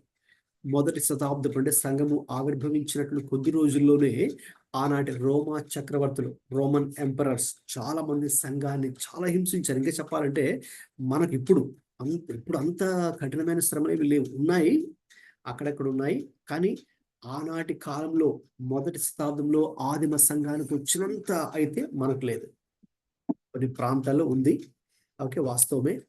ఓకే, సో అయితే మరి ఆ పరిస్థితి మధ్యలో వాళ్ళు ఎలా స్పందించారంటే యేసయ్య ఎలాగైతే స్పందించారో వారు కూడా, ఆదిమ సంఘం కూడా అలాగే స్పందించింది. They're willing to go through persecution, sufferings, హింసల గుండా వెళ్ళడానికి కూడా వాళ్ళ మనసు పెట్టుకున్నారు. ఇంకా ఎలాగ డిసైడ్ అయిపోయారంటే మీరు మమ్మల్ని ఇంకా చంపివేసినా పర్వాలేదు, మేము మా దేవుడి కోసం హతసాక్షులుగా చనిపోతాం, కానీ మేము మాత్రము మా విశ్వాసాన్ని విడిచిపెట్టము, లేక మా దేవుణ్ణి దూషించము, లేక యేసు ప్రభు దేవుడు కాదు అని ఒప్పుకోము అని ఆ రోజు వాళ్ళు నిలబడ్డారు. విశ్వాసులు కానీ ఆనాటి నాయకులు, దేవుని సేవ చేసినటువంటి వారు, బోధకులు, ప్రీచర్స్ కూడా చాలా ధైర్యంతో నిలబడ్డారు. మరి అందుకే వాళ్ళు కూడా ఏం చేస్తారు మనకు తెలుసు. ఓకే, వారిని హింసించారు. జంతువులకి, క్రూర మృగాలకి వారిని అప్పగించి వేశారు. వారిని కూడా ఒక పెద్ద స్టేడియం లాంటి దాంట్లో తీసుకొని వచ్చి సిలువ వేశారు, కాల్చి చంపారు, దహనంగా ఓకే చంపివేశారు. అలాగా చేశారు. బట్ దేవర్ ఫెయిత్ఫుల్నెస్, వాళ్ళు దేన్ని ప్రూవ్ చేసుకున్నారంటే సఫరింగ్స్ మధ్యలో నమ్మకత్వాన్ని విశ్వాసకులు నిరూపించుకున్నారు. అది చాలా ప్రాముఖ్యం. నెక్స్ట్ ఇది చదవండి. ఇక Kingdom vision. He taught us to live with an eternal perspective. Okay, so దేవుని రాజ్యము ఓకే అనేది దృష్టిలో ఉంచుకొని ఇంకా మరి మనం జీవించాలి. మనం ఎటువంటి విజన్ కలిగి ఉండాలంటే, ఎటువంటి తలంపు మనం కలిగి ఉండాలంటే కింగ్డమ్ విజన్. సో కింగ్డమ్ అనేది అంటే దేవుని రాజ్యంలో ఇప్పుడు మనం జీవిస్తున్నాం కాబట్టి ఎవరైతే యేసుక్రీస్తు ప్రభువును అంగీకరించారో తమ సొంత రక్షకుడిగా, వారందరూ ఇప్పుడు ఎవరి రాజ్యంలో ఉన్నారండి? ఎవరి రాజ్యంలో ఉన్నారు? దేవుని రాజ్యంలో. ఎస్, దేవుని రాజ్యంలో మనందరూ we are all part of God's kingdom. Okay, so కాబట్టి దేవుని యొక్క రాజ్యంలోకి మనం ఇప్పుడు వచ్చి ఉన్నాం. దేవుని రాజ్యంలోనే, దేవుని రాజ్యపు విలువలతోనే కొనసాగాలి. ఇక అల్టిమేట్ గా ఇంకా పూర్తి స్థాయి దేవుని రాజ్యము రాబోయే రోజుల్లో పూర్తి స్థాయిగా ఫుల్ ఫ్లెడ్జ్డ్ అంటామే, అది రాబోయే రోజుల్లో జరగబోతుంది. కాబట్టి ఇక ఆ దేవుని రాజ్యంలోకి పూర్తిగా వెళ్ళేంత వరకు ఇక్కడ మరి ప్రభువును అంగీకరించిన మనము, విశ్వాసులు, సంఘము ఓకే ఇప్పుడు ఎలా జీవించాలి, ఏది మనసులో పెట్టుకొని ఇప్పుడు మనం ముందుకు వెళ్ళాలంటే దేవుని రాజ్యాన్ని మన దృష్టిలో ఉంచుకొని, లేక మన మనసులో పెట్టుకొని, లేక మన బ్యాక్ ఆఫ్ మైండ్ అదే పెట్టుకొని ఇక మరి మనం ముందుకెళ్ళాలి. ఉదాహరణకి ఏదైనా ఒక సమస్య మనకి ఎదురైంది అనుకోండి, ఎవరైనా ఒక మాట అన్నారనుకోండి, ఓకే మరి వెంటనే మనం ఎలా రియాక్ట్ అవ్వాలి ఆ పరిస్థితుల్లో? React okay from the Kingdom perspective, from the eternal perspective. ఇప్పుడు అన్యులకు మనకు తేడా అదే. అన్యులు ఏంటంటే వాళ్ళకి దేవుడు, లేక దేవుని రాజ్యము, లేక పరలోక రాజ్యము, మరి ఇవన్నీ కూడా వారికి తెలియదు. ఒకవేళ వాళ్ళు కూడా దేవుడి గురించి మాట్లాడతారు, వాళ్ళు కూడా భక్తి మార్గాలు ఎంచుకొని చేస్తారు, కానీ దేవునితో పర్సనల్ రిలేషన్షిప్ ఉండదు. కాబట్టి వారికి దేవునితో వ్యక్తిగత సహవాసము అనే కాన్సెప్ట్ ఆ మతాల్లో ఉండదు. కాబట్టి అది కేవలం మన క్రైస్తవంలోనే ఉంది. కాబట్టి యేసయ్యతో మనం వ్యక్తిగత సహవాసం కలిగి ఉంటాం. కాబట్టి ఇంకెలా స్పందించాలంటే మనము ఇటర్నల్ పర్స్పెక్టివ్ తోనే మాట్లాడాలి. అంటే నిత్యత్వాన్ని మనం దృష్టిలో ఉంచుకొని ఆ వ్యక్తులతో అలా మాట్లాడాలి, అలా డీల్ చేయాలి. లేక ఆ సిచ్యువేషన్ని కింగ్డమ్ ఇటర్నల్ పర్స్పెక్టివ్ తోనే మరి మనము హ్యాండిల్ చేయగలగాలి. అంటే దేవుని రాజ్యాన్ని మరి మనం దృష్టిలో ఉంచుకొని, నేను దేవుని రాజ్యానికి చెందిన వ్యక్తిని, నేను దేవుని రాజ్యంలో కొనసాగుతున్నాను, తర్వాత నేను చనిపోయిన తర్వాత కూడా పూర్తి స్థాయిలో నేను దేవుని రాజ్యానికి చేరుకుంటాను అని ఎవరికి వారు అనుకొని మనసులో. కాబట్టి ఇప్పుడు ఏం చేయాలి? నాకు ఒక పరిస్థితి వచ్చింది, నాకు ఒక ఇబ్బంది వచ్చింది, కాబట్టి ఈ పరిస్థితిలో నేను ఎలా రియాక్ట్ అవ్వాలి, ఎలా రెస్పాండ్ అవ్వాలి అంటే దేవుని రాజ్యంలో ఉన్న వ్యక్తి ఎలా రెస్పాండ్ అవుతాడో అలాగే రెస్పాండ్ అవ్వాలి. మరి దానికి సంబంధించిన విషయాలు ఎక్కడున్నాయి మనకు? చెప్పండి. యేసయ్య చెప్పిన బోధనలో ఒక ప్రశ్న అడుగుతా, త్వరగా చెప్పాలి మీరు. యేసయ్య చేసిన బోధనలో ఎక్కువ శాతం దేవుని రాజ్యంలో ప్రవేశించాలనుకున్న వారు ఎటువంటి లక్షణాలు కలిగి ఉండాలని బోధించారు? ఎక్కడ? Beatitudes. Okay, good. అదంతా it's all part of what? Beatitudes Sermon on part the of. Mount. Sermon on the Mount. Very good. Okay, sermon on the mount, correct. Okay, ఇప్పుడు నేను చెప్పే విషయం, మరి దేవుని రాజ్యం గురించి తెలియాలంటే మనకి ఏది చదవాలండి మీరు అడిగారనుకో ఒక ప్రశ్న, లేక ఏ లక్షణాలు కలిగి ఉండాలంటే మనకెలా తెలుసు అని, go to sermon on the mount, మత్తయి సువార్త 5, 6, 7 చదవండి. 1, 2 సార్లు. అవి ఏదో ఒకసారి చదివేసి ఆపేసేది కాదు కదా. బైబిల్ యొక్క ఫ్రెష్నెస్ ఏంటి అంటే మీరు ఎన్నిసార్లు చదివినా కూడా అది ఫ్రెష్గా ఉంటుంది. మిగతా పుస్తకాలు ఒకసారి చదివేసి నవల కానీ పుస్తకం కానీ న్యూస్ పేపర్ కానీ చదివేసి పడేస్తాం. బైబిల్ అలాంటిది కాదు కదా. చదివిన ప్రతిసారి అందులో ఒక తాజాగా నూతన విషయాన్ని ప్రభు మనకు నేర్పిస్తారు కాబట్టి చదువుతూనే ఉండండి. మత్తయి సువార్త 5, 6, 7 అక్కడ ప్రభు దేవుని రాజ్యం గురించి, దేవుని రాజ్యం వస్తే ఎలా ఉంటుంది, దేవుని రాజ్యంలో ఉండాలనుకున్న వారు ఎలా ఉండాలి, దేవుని రాజ్యంలో కొనసాగాలనుకుంటున్నటువంటి వారు ఎటువంటి అర్హతలు కలిగి ఉండాలి, what are the qualifications, what are the lifestyle. ఇప్పుడు మనం ఎటువంటి లైఫ్ స్టైల్, ఇప్పుడు దేవుని అడిగిన వాళ్ళకు ఒక లైఫ్ స్టైల్ ఉంటుంది. ఇప్పుడు మనకు ఎటువంటి లైఫ్ స్టైల్, సో మనం ఎటువంటి లైఫ్ స్టైల్ కలిగి ఉండాలి, ఎవరు మనకు చెప్తారు? Eternal perspective. ఇప్పుడు మనం ఎలా రెస్పాండ్ అవ్వాలో, ఓకే, మన శత్రు విషయంలో లోకస్తులు ఏమనుకుంటారు? పగ తీర్చుకోమని. ఓకే, అందుకే లోకస్తులు వాళ్ళు ఏం చేస్తారు, వాళ్ళ యొక్క రైటింగ్స్లో కానీ వాళ్ళు తీసే సినిమాల్లో కానీ ప్రతీకారం తీర్చుకోవాలని వాళ్ళు చూపిస్తారు. అందుకే ఆ ఫైటింగ్లు అన్నీ కూడా చూపిస్తుంటారు కదా సినిమాల్లో. కాబట్టి ఎవరైనా మనకి ఏదైనా చేసి తిరిగి మనం వాళ్ళని ప్లాన్ వేసి స్కెచ్ గీసి వాళ్ళు ఇలా కొట్టాలి అలా చంపాలని ఆ ద్వేషంతో రగిలించేటటువంటి ఆలోచనలు, ఆ డైలాగ్స్ ఆ మూవీ డైరెక్టర్స్ అంతా కూడా చేస్తారు. అవి జనాలు వినేటప్పటికీ చూసేటప్పటికి అది రియల్ అనుకొని వీరిలో కూడా తెలియకుండానే ఆ ద్వేషము, కక్ష, ఆ రివెంజ్ తీర్చుకునేటటువంటి మా స్పిరిట్ వీళ్ళలో కూడా ఎంటర్ అయిపోతుంది. ఇంక వీళ్ళు కూడా అలాగే రెస్పాండ్ అవుతుంటారు. సో కాబట్టి వాళ్ళు అలాగే రెస్పాండ్ అవుతారు, మనమైతే ఇలా రెస్పాండ్ అవుతాం. దేవుని రాజ్యంలో ఉన్నటువంటి వారు ఇలా స్పందిస్తారు అని యేసయ్య చాలా స్పష్టంగా మత్తయి సువార్త 5, 6, 7లో చెప్పారు. కాబట్టి దయచేసి మీరు తర్వాత ఇంకొకసారి చదవండి. దేవుని రాజ్యంలో ఉన్నటువంటి వారసులుగా we are the coheirs of the kingdom of God కదా. దేవుని రాజ్య వారసులు మనం. కాబట్టి ఎలాగా మనం మసులుకోవాలి, ఎలా జీవించాలి, ఎలా ప్రవర్తించాలి, ఎలా మాట్లాడాలి, ఎలా సేవ చేయాలి, ఎలాగా మన శత్రువులతో మన యొక్క సంబంధం ఉండాలి, మన ఇరుగు పొరుగు వారితో మనం ఎలా మన సంబంధం ఉండాలి, ఓకే, ఎలా జ్ఞానంగా నడుచుకోవాలి, ఓకే, అన్నీ అండి A to Z అన్నీ కూడా యేసయ్య మనకు తెలియచేశారు. ఓకే, అది మనం తెలుసుకొని ఆ ప్రకారంగా జీవించడమే ఇప్పుడు మన ముందు ఉన్నటువంటి సవాలు.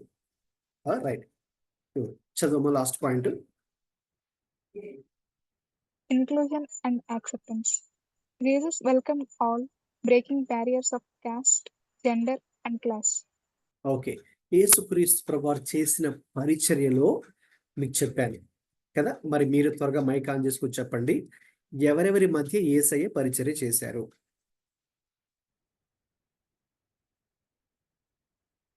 అమ్మా చెప్పండి, ఆ క్లాసెస్ పీపుల్ ఎవరెవరు త్వరగా. Gentiles, okay, outcasts, lepers, poor, women, children, religious leaders, okay, good. disciples. Okay, good. Almost అన్ని పాయింట్స్ కవర్ చేశారు. సో నేను లాస్ట్ వీక్ కూడా అదే అప్పటిదాకా టీచ్ చేస్తాను కదా. సో అన్ని కూడా, సో ఆ ప్రజల మధ్య యేసయ్య పరిచర్య చేశారు. అయితే ఆ రోజుల్లో వారిని మిగతా వారు ఏం చేశారు, వాళ్ళు పక్కన పెట్టేశారు. వాళ్ళంటే చిన్న చూపు. ఉదాహరణకి సమరయులన్నా, లేక కుష్ఠరోగులన్నా, ఈవెన్ చివరికి స్త్రీలను కూడా వాళ్ళు గౌరవించేవారు కాదు. అన్యులు అంటే వారి మీద కూడా ముద్ర వేశారు, మీరు పాపులు అన్నట్టుగా వారికి సహవాసం కూడా చేసేవారు కాదు. సో అయితే ఏం చేశారు, అందరినీ కలుపుకున్నారు. ఇంక్లూజన్ అంటే అది అందరినీ కలుపుగోలుతనం, అంటే మీరు తక్కువ నేను ఎక్కువ అన్నట్టుగా కాదు. ఓకేనా, అందరినీ ప్రేమించే మనస్సు, అందరినీ కలుపుకొని అందరినీ అంగీకరించి. సో ఇది ఇలా మనం చేయాలంటే మన వల్ల కాదండి, న్యాచురల్గా అయితే మనం ఇది చేయలేము. దేవుని ప్రేమ మనలో దేవుడు పెట్టినప్పుడు మాత్రమే ఆ దేవుని ప్రేమ మనల్ని బలవంతం చేసి ఒక వ్యక్తి యొద్దకు వెళ్ళాలన్నా, వాళ్ళతో మాట్లాడాలన్నా, వాళ్ళకి దేవుని ప్రేమను మనం క్రియల్లో చూపించాలన్నా, వారి కోసం మనము ప్రార్థించాలన్నా, వారిని ఏదైనా మనం కొంచెం కౌన్సిల్ చేసి దేవునిలోకి నడిపించాలన్నా కూడా వాళ్ళకి ఏదైనా మనం సహాయం, మనకు తోచింది మనం చేయగలిగిన సహాయం చేయాలన్నా కూడా, రైట్, అది మన వల్ల అయితే కాదు, కానీ మనకు దేవుడు ఆ ప్రేమను పెట్టాలి. దేవుని మనస్సు మనలో ఉన్నప్పుడు మాత్రమే అది చేయగలం. సో అయితే ఒకటి బేసిక్ థింగ్ ఏంటంటే, మనలో ఆ ఇంక్లూజన్ అండ్ యాక్సెప్టెన్స్ యాటిట్యూడ్ మనలో ఉండాలి. అలా కాకుండా మనల్ని మనము ప్రత్యేకించుకొని, లేకపోతే మనము ఎక్కువ, మిగతా వాళ్ళు తక్కువ, లేకపోతే మనకు అన్ని తెలుసు, ఎదుటి వాళ్ళకి ఏది తెలియదు అన్నట్టుగా ఎదుటి వాళ్ళని మాటల్లో కానీ క్రియల్లో కానీ కించపరిచి మాట్లాడినట్టు ఉండడం కానీ, యాటిట్యూడ్స్ చూపించడం కానీ, ఓకే, ఇలాంటివి మనం చేయకూడదు. ఇక్కడ యేసయ్య ఏది కూడా చేయలేదు. సో అది మనం ప్రభు ద్వారా నేర్చుకునేటటువంటి ఈ విషయాలు. ఓకే, సో ఈ 10 కాదు, ఇంకా చాలా ఉన్నాయని చెప్పాను కదండి. సో మనకున్న టైంలో నేను జస్ట్ కొన్ని మాత్రమే సెలెక్ట్ చేసుకొని మీతో పంచుకున్నాను ఈరోజు. అంటే యేసుక్రీస్తు ప్రభువారు ఒకసారి మనం వెనక్కి తిరిగి చూసుకొని, యేసు ప్రభువారి జీవితము, ఆయన చెప్పినటువంటి బోధలు, ఆయన చేసిన పరిచర్య. ఓకే, సో మనం తీసుకుంటే ఈ 10 ప్రాముఖ్యమైనటువంటి పాఠాలు మనము నేర్చుకుంటాం. ఓకే, ఇవి మన జీవితానికి అన్వయించుకుందాం, మన ఆత్మీయ జీవితానికి అన్వయించుకుందాం. మొదటగా మన జీవితాలను కట్టుకుందాం. తర్వాత ఇదే ఆత్మీయ పాఠాలతో ఇతరుల జీవితాలను కూడా మనము కట్టడానికి ప్రభు సహాయంతో మనందరూ కూడా ముందుకు వెళ్దాం. కాబట్టి చివరిలో మరి యేసుక్రీస్తు ప్రభు జీవించిన జీవితమే మనందరికీ, నాకైనా మీకైనా మనందరికీ కూడా యేసయ్య జీవితమే మాదిరి. ఆయన చెప్పిన బోధలే మనకు చాలా ప్రాముఖ్యమైనవి. అలాగే ఇంకా ఆయన చేసిన పరిచర్య కూడా మనకు చాలా మాదిరికరం. కాబట్టి అది దృష్టిలో ఉంచుకొని మనము యేసుక్రీస్తు వలె మరి జీవించడానికి మనం అన్ని విషయాలలో కృషి చేయాలి అని వాక్యం చెప్పింది. ఎందుకంటే మనందరూ కూడా సంఘము ఎవరి పోలికలకు మార్చబడాలని దేవుడు కోరుకుంటున్నాడు. చదవండి, రోమా పత్రిక 8వ అధ్యాయం 29వ వచనం. రోమా 8:29 ముగింపులోకి వస్తున్నానండి. అది చెప్పి నేను ముగించేస్తాను. రోమా 8:29.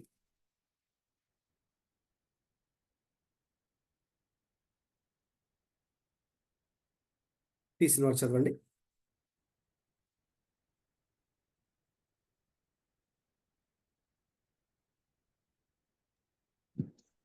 ఎందుకనగా తన కుమారుడు అనేక సహోదరులలో చదవండి. జ్యేష్ఠుడగునట్లు దేవుడు ఎవరిని ముందు ఎరుగునో వారు తన కుమారునితో స్వారూప్యము గలవారవుటకు వారిని ముందుగా నిర్ణయించెను. చాలండి. ఎవరి సారూప్యం అండి చెప్పండి. ఏముంది అక్కడ? ఆన్సర్ ఏంటి? ఎవరి సారూప్యము? కుమారుని సారూప్యం. అంటే యేసుక్రీస్తు సారూప్యంలోనికి సంఘము ఈనాడు రావలసి ఉన్నది. We all need to be conformed to the image and likeness of Jesus Christ. యేసుక్రీస్తు యొక్క సారూప్యతలోనికి లేక ఆయన పోలికలోనికి మనందరూ కూడా రావాలి. రైట్. సో దానికి ఇప్పటిదాకా మనం నేర్చుకున్న విషయాలు ఎంతగానో మరి మనకు సహాయపడతాయి. ఇక తర్వాత అంటే ఇప్పటిదాకా మనము ఎన్ని సువార్తలు పరిశీలించామని చెప్పానండి నేను? చెప్పండి, ఎన్ని సువార్తలు? 4. ఏంటా 4? 4 సువార్తలు. ఓకే, మత్తయి, మార్కు, లూకా, యోహాను సువార్తలు. ఓకే, ఈ హెడ్డింగ్ చదవండి. ఇదేంటి? Gospel, 5th gospel. ఓకే, 5వ సువార్త కూడా ఉంది. మరి ఆ 5వ సువార్త ఏంటి?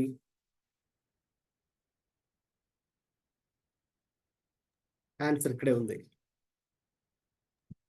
Your life. Yes, gospel according to you కదా.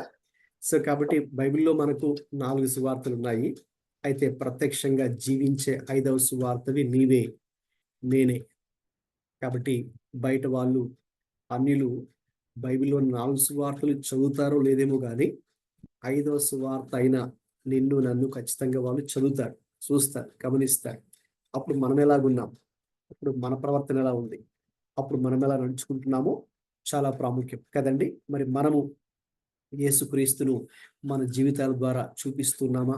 మాటలు, క్రియలు, అన్నిటి ద్వారా మనం యేసుక్రీస్తుని చూపించగలిగితే అప్పుడు నీవు నేనే 5వ సువార్తగా మనం మారగలం. We can become the 5th gospel. We can become the 5th gospel. Okay, right. ఇది చదవండి ఒకసారి. WWG. ఓకే, అది ఏమనుకుంటున్నారు మీరు? తెలిసిన వారు ఎవరైనా ఉంటే చెప్పండి. What would What would Jesus Jesus do? do? Right, good. Okay, మీలో కొంతమంది వినే ఉంటారు ఓకే దీని గురించి. సో మరి కొంతమంది ఓకే యవనస్తులు అమెరికా దేశంలో వాళ్ళు కొన్ని మన చేతులకు ఫ్రెండ్షిప్ బ్యాండ్ లాంటివి వేసుకుంటారు కదా, సో ఆ టైప్లో వాళ్ళు వేసుకొని ఇలాగా ఆ 4 letters వాళ్ళు పెట్టారు అక్కడ. సో దాని అర్థం ఏంటంటే వాట్ వుడ్ జీసస్ డూ, యేసుక్రీస్తు ప్రభు ఏమి చేస్తారు, లేక యేసు ప్రభు నా స్థానంలో ఉంటే ఏమి చేసి ఉండేవారు, ఆయన ఎలాగ ఆలోచించి ఉండేవారు, ఎలాగ తలంచి ఉండేవారు, ఎలాగ ప్రవర్తించి ఉండేవారు, ఎలాగ మాట్లాడి ఉండేవారు, ఎలాగ నడుచుకుని ఉండేవారు, ఎలాగ దీన్ని సాల్వ్ చేసి ఉండేవారు.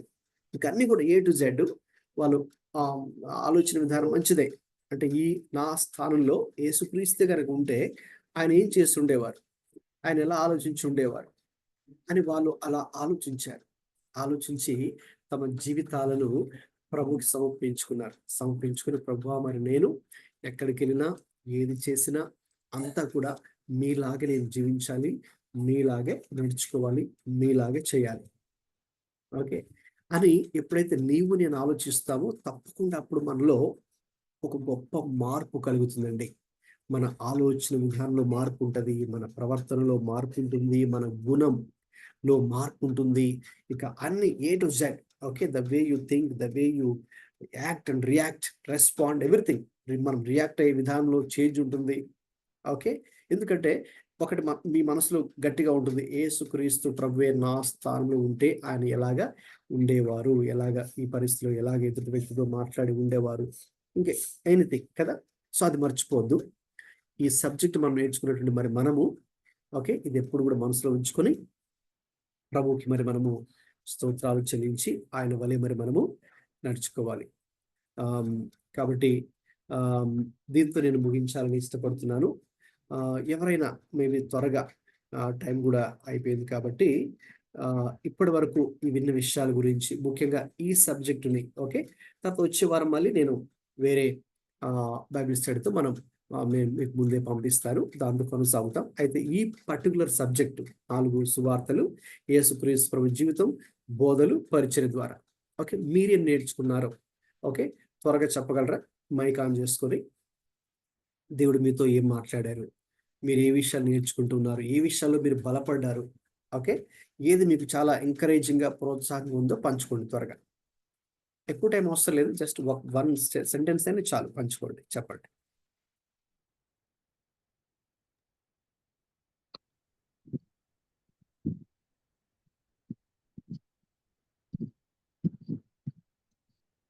ఎవరైనా పర్వాలేదండి.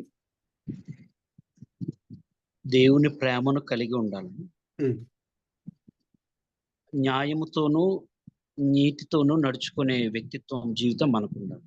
ఉమ్, దేవుని చిత్తాన్ని చేయగలగాలి పాస్టర్ గారు, ఉమ్. దేవుని మీద ఆధారపడగలగాలి. అవునండి, థ్యాంక్ యూ. ఎస్ అండి, అవన్నీ కూడా మనము ప్రభు దగ్గర నుంచి మరి మనము నేర్చుకున్న విషయాలు, వ్యక్తిగతంగా మీరు ఆ విషయాల ద్వారా బలపడారని నేను నమ్ముతున్నాను. దేవునికి స్తోత్రం. Right, thank you. మిగతా వారండి జస్ట్ ఒక నిమిషంలో కానీ ఒక లైన్లో కూడా మీరు చెప్పొచ్చు. ఇన్ని క్లాసెస్ అటెండ్ అయ్యారు కదా, మరి వింటూ ఉన్నారు కదా, ఈ 4 సువార్తలను ఆధారం చేసుకుని యేసు ప్రభు వారి జీవితం, ఆయన చెప్పిన బోధలు, ఆయన చేసిన పరిచర్య, వీటిలో మిమ్మల్ని ఏది బాగా తాకింది, ఏ విషయాలు నేర్చుకున్నారు త్వరగా చెప్పండి.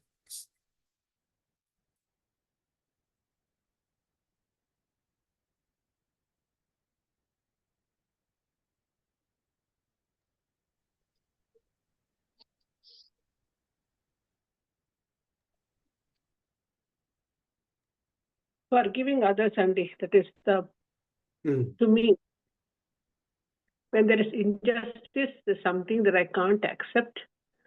But God is teaching me very much these days No, because at the last thing on the cross, he forgave everybody. He is teaching me not to hold anything against anyone, however injustice it is.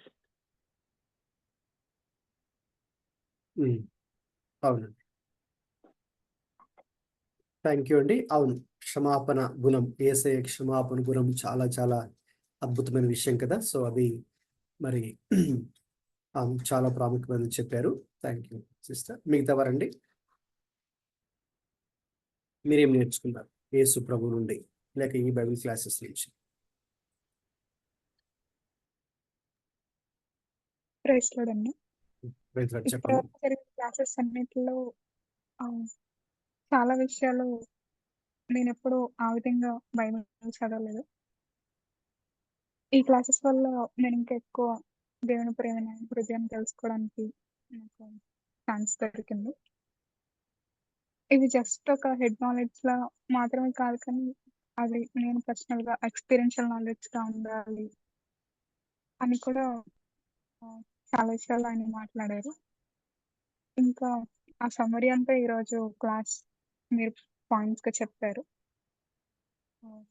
వాటిని బట్టి నేను గాడ్ని చాలా praise చేస్తున్నాను. Okay, praise God. Thank you. అవును, దేవుడు మరి ఆయన మన జీవితాల్లో ఏ కార్యాలు జరగాలని కోరుకుంటారో అవి మనకు తెలియపరుస్తారు, అవి మనకు బయలుపరుస్తారు. కాబట్టి వాటిని మన జీవితాల్లో పాటించడానికి ప్రభు యొక్క సహాయాన్ని కోరుకుందాం.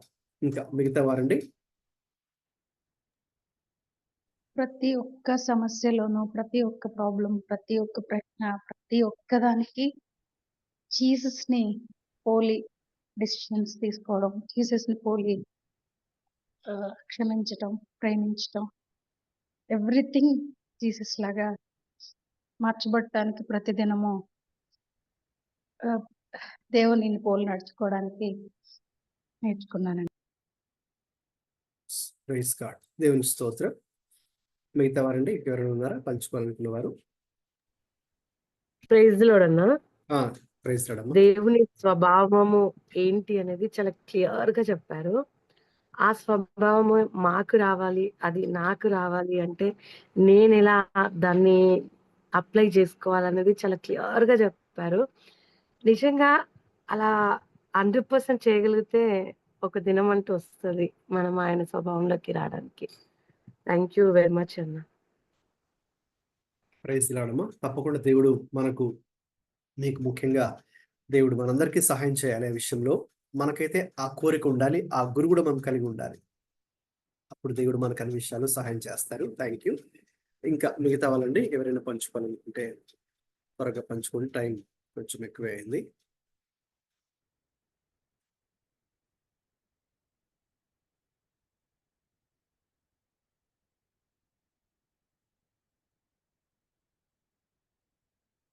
రైట్, ఓకేనండి. మరి అయితే మిగతా వరకు పంచుకోవాలనుకుంటే నెక్స్ట్ వీక్ కూడా మీరు పంచుకోవచ్చు. సో మీరే నాకు ఇన్ఫార్మ్ చేస్తే, లేక ఆ మెసేజ్లో కానీ నేను షేర్ చేయాలనుకుంటున్నాను నా టెస్టిమనీని, మీరు తప్పకుండా షేర్ చేయొచ్చు.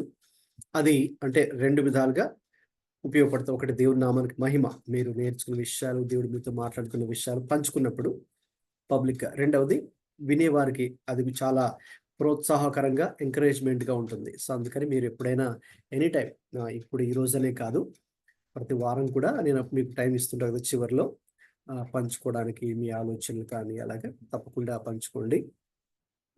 ఇందులో మరి మనము కంటిన్యూ అవుదాం. సో మరి ఈరోజు నాకు యాక్చువల్లీ వేరే మీటింగ్ ఉండడం వల్ల, ఆన్లైన్ మీటింగ్ ఉండడం వల్ల 8 కని పెట్టడం జరిగింది. సో అలాగే ఏదైనా కనుక నా టైం అడ్జస్ట్ అవ్వనప్పుడు మీకు ముందు ఇన్ఫర్మేషన్ కూడా ఇస్తాను. మీరు ఆ ప్రకారంగా మీరు టైం కూడా మీరు ఫాలో అవ్వచ్చు. అలాగే మరి చాలా కొంతమంది అంటే మిస్ అయ్యి ఉండొచ్చు, కాబట్టి గత ఇంతకుముందు చెప్పిన వాటిలో ఇవన్నీ కూడా మనం ఎప్పటికప్పుడు రికార్డ్ చేసి మన ఛానల్ అప్లోడ్ కూడా చేస్తూ మీకు కూడా పంపిస్తున్నాం. కాబట్టి మీరు ఏదైనా కనుక కొన్ని వీక్స్ కనుక మిస్ అయి ఉంటే దయచేసి మీరు అవి రెఫర్ చేయండి, అందులో విజిట్ చేసి మన ఛానల్ విజిట్ చేసి చూడండి. మీరు జస్ట్ ఫ్రీగా ఏ డిస్టర్బెన్స్ లేకున్నప్పుడు మీరు దీన్ని పెట్టాలి. ఇది మిగతా వాటిలా కాదు, ఏదో సాంగ్ అనుకోండి, మీ పనులు చేసుకుంటూ చూడొచ్చు. సో ఇది కొంచెం కాన్సన్ట్రేటెడ్గా మీరు వినాలి కాబట్టి, బైబిల్ స్టడీ కాబట్టి కొంచెం ఫ్రీ టైం ఉన్నప్పుడు మీరు ప్రేయర్ చేసుకొని బైబిల్ ఓపెన్ చేసి అప్పుడు మీరు ఆ వీడియో పెట్టి మీరు ఫాలో అవ్వచ్చు. అక్కడనే మీరు పాజ్ కూడా పెట్టచ్చు. తర్వాత అనుకోండి డైరెక్ట్గా ఉన్నప్పుడు మనకు పాజ్ ఆప్షన్ ఉండదు, కానీ తర్వాత అయితే రికార్డెడ్ సెషన్లో మీరు పాజ్ కూడా పెట్టి దాని గురించి ఇంకా ధ్యానించి ప్రార్థించి దేవుడు ఇంకా మనకు అనేక విషయాలు తెలియజేస్తారు. సో కాబట్టి ఇప్పటిదాకా దేవుడు మనకు ఈ 60 వారాల్లో ఈ 4 సువార్తలు ద్వారా యేసుక్రీస్తు ప్రభు యొక్క జీవితము, ఆయన చెప్పిన బోధలు, ఆయన చేసిన జీవితాన్ని చేసిన పరిచయం ధ్యానించడానికి ప్రభు ఇచ్చిన కృపను నేను స్తుతిస్తున్నాను. మరి కాబట్టి ఇవన్నీ కూడా మనం విన్నాం. అయితే వినడం మాత్రమే సరిపోదు, వాటిని మన జీవితాలకు అన్వయించుకుని ఆ ప్రకారంగా పాటించడానికి మరి దేవుని శక్తి మనకు కావాలి. మన సొంత శక్తి బలం సరిపోదు, దేవుడే మనకు కూడా సహాయం చేస్తారు. ఆ ఆశ మనలో ఉండాలి. దేవుడిని ఆ విషయంలో మరి మనం అడిగినప్పుడు దేవుడు మనకు సహాయం చేస్తాడు. ఇంకా మనము ఎప్పుడైతే ప్రభు గురించి తెలుసుకుంటూ ఉంటామో ఇంకా దేవుడు మనకు ఇంకా అనేకమైన సంగతులు దేవుడు మరి మనకు బయలుపరచడానికి దేవుడు అయితే సిద్ధంగా ఉంటారు. కాబట్టి మరి ఈరోజు మరి ప్రార్థన చేసుకుని ముగించుకుందాం. అలాగే మళ్ళీ వచ్చే వారము మళ్ళీ వేరే బైబిల్ స్టడీతో మరి మనందరూ కూడా గ్యాదర్ అవుదాం. ముగింపు ప్రార్థన ఆశీర్వాదంతో సెలవు తీసుకుందాం. ప్రార్థన చేద్దాం. ప్రేమగల తండ్రి, మహా పరిశుద్ధుడైన మా దేవ యేసయ్య ప్రభా, మరి గత 60 వారములుగా మేము యేసుక్రీస్తు ప్రభు యొక్క జీవితమును, మీరు చెప్పిన బోధలను, మీరు చేసిన పరిచర్యను, ఈ 4 సువార్తలను ఆధారం చేసుకొని ధ్యానించడానికి నాయన పరిశుద్ధాత్మదేవుడా మీరే సహాయం చేశారు ప్రభువా. అనేక సంగతులను నాకు మీరు మొదట బోధించి తర్వాత ఇక గ్రూప్లో ఉన్న వారందరికీ కూడా మీరు బోధించినందుకు స్తోత్రాలు చెల్లిస్తున్నాం ప్రభువా. ఏ విషయాలైతే విన్నామో, ఏ విషయాలు మమ్మల్ని కట్టాయో, మా ఆత్మీయ జీవితాన్ని బలపరిచాయో నాయన తండ్రి, మరి కేవలం మేము వాటిని విని వదిలివేయకుండా మర్చిపోకుండా ప్రతి ఒక్క విషయాన్ని కూడా, ప్రతి ఒక్క సత్యాన్ని కూడా మా జీవితంలో అనుదినం కూడా పాటించడానికి నాయన మాకు కావలసిన కృప, మాకు కావలసిన పరిశుద్ధాత్మ సహాయం, నడిపింపును మీరు మాకు అనుగ్రహించమని ప్రార్థన చేస్తున్నాం నాయన. మరి గ్రూప్లో ఆయా ప్రాంతాల నుంచి మరి మిమ్మల్ని ప్రేమించేవారు, వాక్యాన్ని ప్రేమించేవారు అలాగే విశ్వాసులు, అలాగే దేవుని సేవ చేస్తున్నటువంటి వారు కూడా ఉన్నారు నాయన. మరి ప్రతి ఒక్కరిని, వారిని, వారి కుటుంబాలను, వారి బిడ్డలను, అలాగే వారు చేస్తున్న పనులను, అలాగే వారు చేస్తున్న పరిచర్యను మీరు బహుగా దీవించమని కూడా ప్రార్థన చేస్తున్నాం. ఎవరైతే ప్రార్థన అవసరతలు పంపిస్తూ మరి వాటి గురించి ప్రార్థించమని అడుగుతున్నారు తండ్రి, వారందరి గురించి కూడా ప్రార్థిస్తున్నాము నాయన. తండ్రి మీరే దర్శించండి ప్రభు మీ బిడ్డలను నాయన. వారు ఎటువంటి పరిస్థితిలో ఉన్నారో మరి మీరు ఎరుగుదురు కాబట్టి నాయన దేవా, మీరు వారిని దర్శించండి ప్రభు. వారి జీవితాల్లో గొప్ప మార్పును చూడాలి, గొప్ప మరి తండ్రి ఆశీర్వాదాలను వారు చూడాలని ప్రార్థన చేస్తున్నాం. కాబట్టి నాయన అలాగిన వారి కుటుంబాలను మీ యొక్క సన్నిధి చేత నింపమని కూడా ప్రార్థన చేస్తున్నాం. మేము ఈరోజు విన్నట్టుగా మేమందరూ కూడా ఒకే ఆశ కలిగి ఉన్నాం నాయన. యేసుక్రీస్తు వలె బ్రతకాలి, యేసుక్రీస్తు వలె జీవించాలి, యేసుక్రీస్తు వలె మాట్లాడాలి, ప్రవర్తించాలి, పరిచర్య కూడా చేయాలి. కాబట్టి యేసుక్రీస్తు యొక్క సారూప్యతలోకి ఈనాడు సంఘము ఎదుగుటకు నాయన ఉన్నటువంటి ప్రతి అడ్డులు, ఆటంకాలు తొలగించమని కూడా అడుగుతూ ఉన్నాను ప్రభువా. మీరే దర్శించి యేసుక్రీస్తు యొక్క సారూప్యతలోకి ఈనాటి సంఘాన్ని, ఈనాటి విశ్వాసులను తోడుకుని వెళ్ళమని, ఆ ప్రకారంగా మరొక వారం తండ్రి వచ్చే వారం కూడా మేము ఇదే బైబిల్ స్టడీలో మరొక అంశంతో కొత్త అంశాన్ని ప్రారంభించుకోబోతుండగా ప్రభువా మీరే మాకు తోడుగా ఉండి మీరే మమ్మల్ని ప్రేరేపించి ఏ సంగతులు మాకు అవసరమో, ఏ బోధ అయితే మా ఆత్మీయ జీవితాన్ని కడుతుందో, ఏ బోధ అయితే మమ్మల్ని ఇంకా దేవునికి దగ్గరగా తీసుకుని వస్తుందో తండ్రి, ఆ అంశాన్ని, ఆ విషయాలను, ఆ బోధను మీరు మాకు అనుగ్రహించి మమ్మల్ని అందరినీ కట్టమని, సంఘాన్ని కట్టమని, సార్వత్రిక సంఘాన్ని కట్టి మీ యొక్క 2వ రాకడ కొరకై సిద్ధపరచుకోమని మా ప్రార్థన ఎందుకు స్తోత్రం చెల్లించుకుంటూ యేసుక్రీస్తు ప్రభువారి పరిశుద్ధ నామములో అడుగుచున్నాము తండ్రి, ఆమేన్. ఆశీర్వాదం. ఇప్పుడు మన తండ్రి దేవుని ప్రేమయు, మన ప్రభు అయిన యేసుక్రీస్తు కృపయు, పరిశుద్ధాత్మ దేవుని తోడు సహవాసం మనందరికీ, ముఖ్యంగా ఈ యొక్క ఆన్లైన్ బైబిల్ స్టడీలో పార్టిసిపేట్ చేస్తున్న ప్రతి ఒక్కరికి, వారికి, వారి కుటుంబాలకు, సంఘాలకు ఇప్పుడు ఎల్లప్పుడూ సదాకాలం తోడే ఉండి నడిపించును గాక. ఆమేన్. అందరికీ ప్రైజ్ లార్డ్ అండి. God bless. Thank you thank you so much. Thank you. వచ్చే వారము అందరు కూడా మళ్ళీ యథావిధిగానే కలుసుకుని, ఒకవేళ టైమింగ్ కనుక చేంజ్ ఉంటే కనుక మీకు లింక్తో పాటుగా టైమింగ్ కూడా పెడతాను, ఒకసారి మీరు చూడండి. ఆ టైమింగ్ ప్రకారంగా మీరు ఫాలో అవ్వండి. తర్వాత రికార్డెడ్ చేస్తున్నా కూడా పంపిస్తాం, దాన్ని కూడా మీరు చూసి దేవుళ్ళు ఎదగాలని కోరుకుంటున్నాను. Right, God bless you all. Good night. Praise Lord. Praise Lord. Thank you. Thank you.